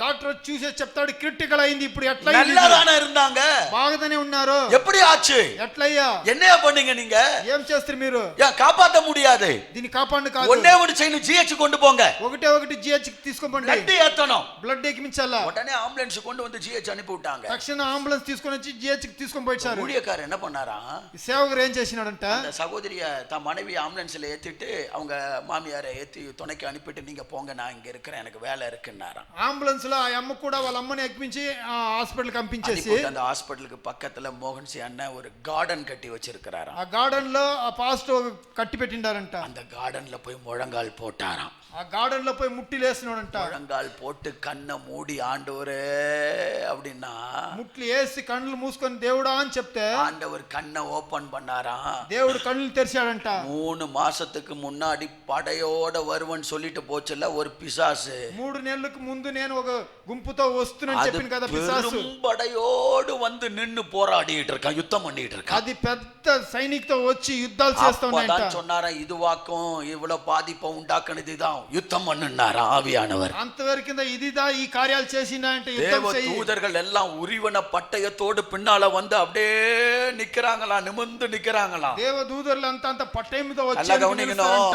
ஆமென். ஆமென். இவர் ஜெபிக்கிற ஆரம்பிக்கிற வரைக்கும் இவர் யுத்தத்தை ஆரம்பிக்கிற வரைக்கும் தேவதூதர்கள் யுத்தத்தை ஆரம்பிக்கலையா. ఈతన యుద్ధాన్ని ఆరంభించేదాకా దేవదూతలు ఆరంభించారు. அதனால தான் நாங்க சொல்றோம், நீ ஜெபிக்காம ஒண்ணும் நடக்காது, నువ్వు ప్రార్థించకుండా ఏమి జరగదు. நீங்க ஆரம்பிச்சாதான் உங்களுக்காக கர்த்தருடைய சேனை யுத்தத்தை ஆரம்பிக்கும். స్టార్ట్ చేస్తేదా యుద్ధానికి దేవుడు ఆయత్తం చేస్తాడు. உடனே அந்நிய பாஷை பேசி ஆவியில நிறைஞ்சு கடிந்து உடைச்சு ஜெபிக்க யுத்தம் பண்ண ஆரம்பிச்சாராம் பாருங்க.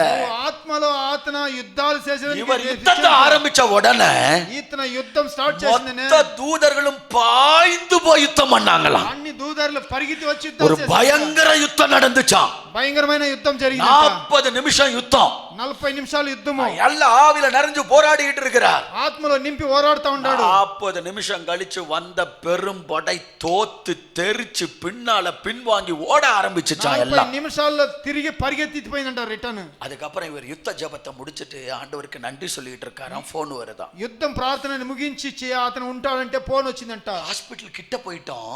హాస్పిటల్ దగ్గర పోయేసాము. ஆனா மூக்குல வாயில காதுல வர ரத்தம்லாம் நின்னு போச்சு. ముక్కులో నోట్లో సోవులో వచ్చిన రక్తం అంతా నిలిచిపోయింది. நாங்க ஹாஸ்பிடலுக்குள்ள போட்டுமா வேண்டாமா? హాస్పిటల్ లోపల పోతామా వద్దా? அவரு சொன்னாரா நின்னது காரணம் இதுதான். அவர் மனசுல நினைச்சிட்டு சொன்னாரா ஹாஸ்பிடலுக்கு எல்லாம் போகாதீங்க திரும்ப வாங்கன்னாரா. నిలిచిన దానికి అర్థం ఇదిదా అని తెలుసుకొని திரும்ப வந்தாங்க. குழந்தை நல்லா பிறந்துச்சு. அந்த குழந்தைக்கு 8 மாசம். அந்த சபையில போன மாசம் கன்வென்ஷன் பேசி இருக்கிற அந்த பிள்ளையும் பார்த்தேன், சகோதரியும் பார்த்தேன். இது வரைக்கும் நல்ல சுகமா எந்த பிரச்சனையும் இல்லாம. ஹல்லேலூயா. 8 వయసులో అవుతాయి. ఇప్పుడు ఆడ కన్వెన్షన్ మీటింగ్ పెట్టిండారంట. ఆ బిడ్డ బాగా పుట్టిందా నుంచి. வசனமும் விசுவாசமும் உங்களுக்குள்ள இருந்தா, వసనములు మనములో ఉంటే தேவ தூதர்கள் உங்களுக்காக யுத்தம் பண்ண வருவாங்க. దేవ దూతలు మీకోసం యుద్ధం చేస్తారు. தேவ தூதர்கள் உங்களுக்காக பணிவிட செய்ய దేవ வருவாங்க. దూతలు మీకోసం సేవ చేస్తారు. உங்க வீட்டுக்குள்ள தேவ தூதர்கள் இறங்கி வருவாங்க. మీ ఇంట్లోపల దేవ దూతలు దిగి வீட்டுக்கு వస్తారు. மேல குடுகுடுன்னு ஓடுற சத்தம்லாம் இனிமே கேட்காது. ఇంటికి పైన దబదబన్ పోయే శబ్దం వినదు. வீட்டுக்குள்ள யாரோ கிராஸ் பண்ண மாதிரி இருந்துச்சு, அதெல்லாம் இனி தோணாது. ఇంట్లోపల ఎవరో క్రాస్ చేసుకొని పోయారని తెలియదు. ஏதோ சல்லு சல்லு சல்லு சல்லுன்னு சத்தம் கேக்குது. ఏదో జల్ జల్ అని శబ్దం వింటాయి. சிலர் வீட்டுலலாம் அப்படி இருக்கு இல்ல. కొన్ని ఇండ్లంతా అట్లా ఉండు కదా. கருப்பா இருக்கு பாஸ்டர். నల్లగా ఉన్న பாத்திரம் உருள்ற சத்தம் கேக்குது பாஸ்டர். పాత్రలు గడగడనే శబ్దాలు వింటాయి. வீட்டுக்குள்ள தேவ தூதர்கள் இறங்கி வந்துருவாங்க. ఇంట్లోపల దేవ దూతలు దిగి వచ్చేస్తారు. கண்களை மூடுவோமா? కళ్ళు మూసుకుంటామా? சாத்தானை துரத்துறதுக்காக நம்மளை அழைச்சிருக்கிறார். పిశాసుని తరిమేదానికి మనల్ని పిలిచిండారు. ஒரு 2 நிமிஷம் தரேன். 2 నిమిషాలు யுத்த ఇస్తాము. ஜெபம் பண்ண போறீங்க. యుద్ధ ప్రేయర్ எல்லாம் கண்ண எந்திரிச்சு நிப்பீங்க. எல்லாம் எழும்பி நிப்போமா? అందరూ లేచి నిలుస్తాము. கண்ணை மூடி எழும்பி நில்லுங்க பாப்போம். కళ్ళు మూసి లేచి నిలుస్తాము. வசனத்தை விசுவாசிச்சு இன்னைக்கு ஒரு தீர்மானம் பண்ணுங்க. వచనాన్ని విశ్వాసించి మొదలు நான் வசனத்தை తీర్మానిస్తాము. படிப்பேன். నేను బైబిల్ చదువుతాను. வசனத்தை விசுவாசிப்பேன். వచనాలు విశ్వాసిస్తున్నాను. வசனத்தை அறிக்கை செய்வேன். ఆ మాటని చెప్తున్నాను. வசனத்தை வச்சு சாத்தானை எதிர்ப்பேன். వచనాన్ని పెట్టి సైతాన్ని ఎదిరిస్తున్నాను. அல்லேலூயா. హల్లెలూయా. கண்களை மூடி அப்படியே வாயை திறங்க பாப்போம். ஒருத்தரும் சும்மா இருக்க கூடாது. ஆமே. ஒரு 2 நிமிஷம் நல்ல கையை தட்டுங்க. நல்ல கையை தட்டி வாயை திறந்து ஒரு யுத்த ஜெபம். எனக்கு எதிராக, எனக்கு விரோதமாக, என் ஆவி ஆத்துமா சரீரத்துக்கு எதிராக, என் வீட்டுக்கு விரோதமா, என் ஊழியத்துக்கு விரோதமா, என் குடும்பத்துக்கு விரோதமா, என் பிள்ளைகளுக்கு விரோதமா எழும்பி நிற்கிற சத்துருவின் வல்லமைகளை இயேசுவின் நாமத்தினால எல்லாம் போராடுங்க, யுத்தம் பண்ணுங்க. கடிந்து கொள்ளுகிறேன். கர்த்தருடைய தூதர்கள் உங்களுக்காக யுத்தம் பண்ண வராங்க. தேவ சேனை இறங்கி வருகிறது. வான சேனை இறங்கி வருகிறது. யுத்தம் ஆரம்பமாகுது. யுத்தம் நடக்குது. ஜெயம் கர்த்தர் தருகிறார். விடாத நல்லா அந்நிய பாஷை பேசி ராகாடா ராபாடோ அஸ்போகோ டோஷியா அஸ்போகோ டோஷபாரா கல்போடோரியா அஸ்போகோ டோரா பகதா அல்போகோ டோரா கல்பதியா. இயேசுவின் நாமத்துல ஜெயம் உண்டாவதாக. ஐயா, அன்றைக்கு சாத்தான் விலகி போனான் என்று சொன்னது போல இன்னைக்கும் உங்க பிள்ளைகளுடைய வீட்டை விட்டு, குடும்பத்தை விட்டு, வேலை ஸ்தலத்தை விட்டு, வியாபாரத்தை விட்டு பிசாசு ஆமென் விலகி போவதாக. பிசினஸ் விட்டு விலகி போவதாக. வீடுகளை விட்டு போராட்டங்கள் விலகி போவதாக. இயேசுவின் எல்போகோ டோரா பாகா டோஷியா அஸ்போகோ டோரா பாகா தி கல்போகோ டோரியா. இயேசுவின் நாமத்துல யுத்தம் ஜெயம் உனக்கு. இது கர்த்தருடைய யுத்தம். கர்த்தர் ஜெயம் தருகிறார். உன் குடும்பத்துல சில விடுதலை உண்டாகுது. வந்து நின்ன சத்துருவ சோதிக்க வந்து நின்ன சத்துருவ கர்த்தர் துரத்துறார். கடிந்து கொள்ளப்படுகிறது. துரத்தப்படுவதாக. பலவீனத்தின் ஆவியே போவலிய பலவீனத்தின் ஆவியே இயேசுவின் நாமத்துல கட்டளை கொடுக்கிறேன். Get out in the name of Jesus. போ. ஷாகாராகாதே. ஆமென். அடிக்கடி விட பண்ணுகிற பொல்லாத ஆவிகள், குடும்பத்துல சமாதானத்தை கெடுக்கிற பொல்லாத ஆவிகள், சாபத்தை உண்டாக்குற பொல்லாத ஆவிகள், குடும்பத்துல ஆமென் நிம்மதியை இழக்க வைக்கிற பொல்லாத ஆவிகள், சந்தோஷத்தை கெடுக்கிற பொல்லாத ஆவிகள் இயேசுவின் நாமத்தில், இயேசுவின் நாமத்தில் எரிக்கப்படுவதாக, எரிக்கப்படுவதாக. தேவ ஜனத்துக்கு விரோதமா, எங்களுக்கு விரோதமா அனுப்பப்படுகிற அம்புகள் உடைக்கப்படுவதாக, ஈட்டிகள் முறிக்கப்படுவதாக, இரும்பு ரதங்கள் எரிக்கப்படுவதாக, சுட்டரிக்கப்படுவதாக. வெண்கல வில்லும் எங்கள் ஆண்டவரே எங்கள் புயங்களால் வளையும்படிக்கு, வளையும்படிக்கு ஆமென் அந்த வல்லமை இறங்குவதாக.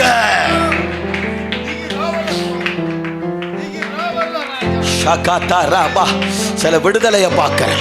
உன் வீட்டுக்குள்ள விடுதலையை கர்த்தர் அனுப்புகிறார். உன் வியாபாரத்தில், பிசினஸ்ல, உன் வேலை ஸ்தலத்தில் விடுதலை அனுப்புகிறார். உன் இன்னர் லைஃப்ல, அந்தரங்க வாழ்க்கையில விடுதலையை கர்த்தர் அனுப்புகிறார். விடுதலையை கர்த்தர் தருகிறார். பெற்றுக்கொள் இந்த விடுதலையை, பெற்றுக்கொள்.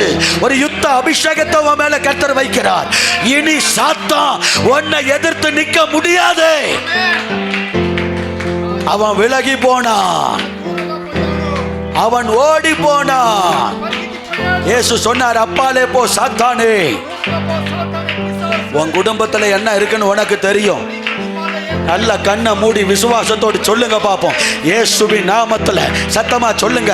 அவன் என் குடும்பத்துல இருக்கிற அந்த குறிக்கப்பட்ட காரியத்தை சொல்லி அப்பாலே போ சாத்தானே சொல்லுங்க. அப்பாலே போ சத்தமா சொல்லுங்க. என் குடும்பத்துல இருக்கிற பலவீனத்தின் ஆவியே வெளியே போ சொல்லுங்க. இயேசுவின் நாமத்துல என் குடும்பத்துல இருக்கிற ஆமென் சமாதான கேட்ட உண்டாக்குற ஆவியே, சாபத்தின் ஆவியே வெளியே போ சொல்லுங்க. வாயை தர சொல்லு மகனே, சொல்லு மகனே, வெளியே போது, வெளியே போது விடுதலை. ஆமென். ஆவியானவர் செயல்படுகிறார். தூதர்கள் உன் வீட்டுக்குள்ள இறங்குறாங்க. தூதர்கள் உன் வேலை ஸ்தலத்துல இறங்குறாங்க. தூதர்கள் ஆமென்.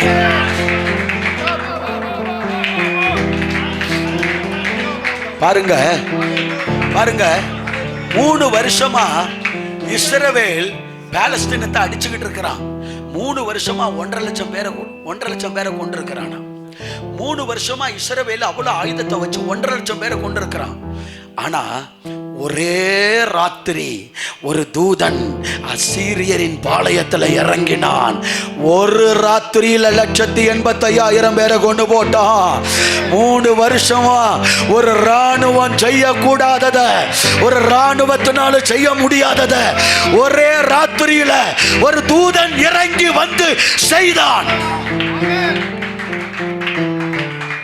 கர்த்தர் சொல்ற, உங்களுக்காக வான சேனை தூதர்கள் யாருக்காக உண்டாக்கப்பட்டிருக்கிறாங்க? ராஜாக்கள் புஸ்தகத்தை, நாளாகம புஸ்தகத்தை படிச்சு பாருங்க. அநேக ராஜாக்கள், யோசபாத்து, எசேக்கியா, ஆசா, இவங்களாம் ஆண்டவரை பெலன் உள்ளவனுக்காகிலும் பெலன் அற்றவனுக்காகிலும் உதவி செய்வது லேசான காரியம். உம்மை நம்பி உம்மை சார்ந்து இந்த திரளான ஜனத்தை எதிர்க்க வந்தோம். ஆண்டவரே நீங்க தான் உதவி செய்யணும்னு ஆண்டவரை நோக்கி பார்க்கும்போது அங்கெல்லாம் கர்த்தர் ஒரு தூதன் அனுப்பினார், ஒரு சேனை அனுப்பினார். மொத்த ராணுவத்தையும் கலங்கடித்தாங்க. இன்னைக்கு உனக்காக வான சேனை இறங்கி வருது.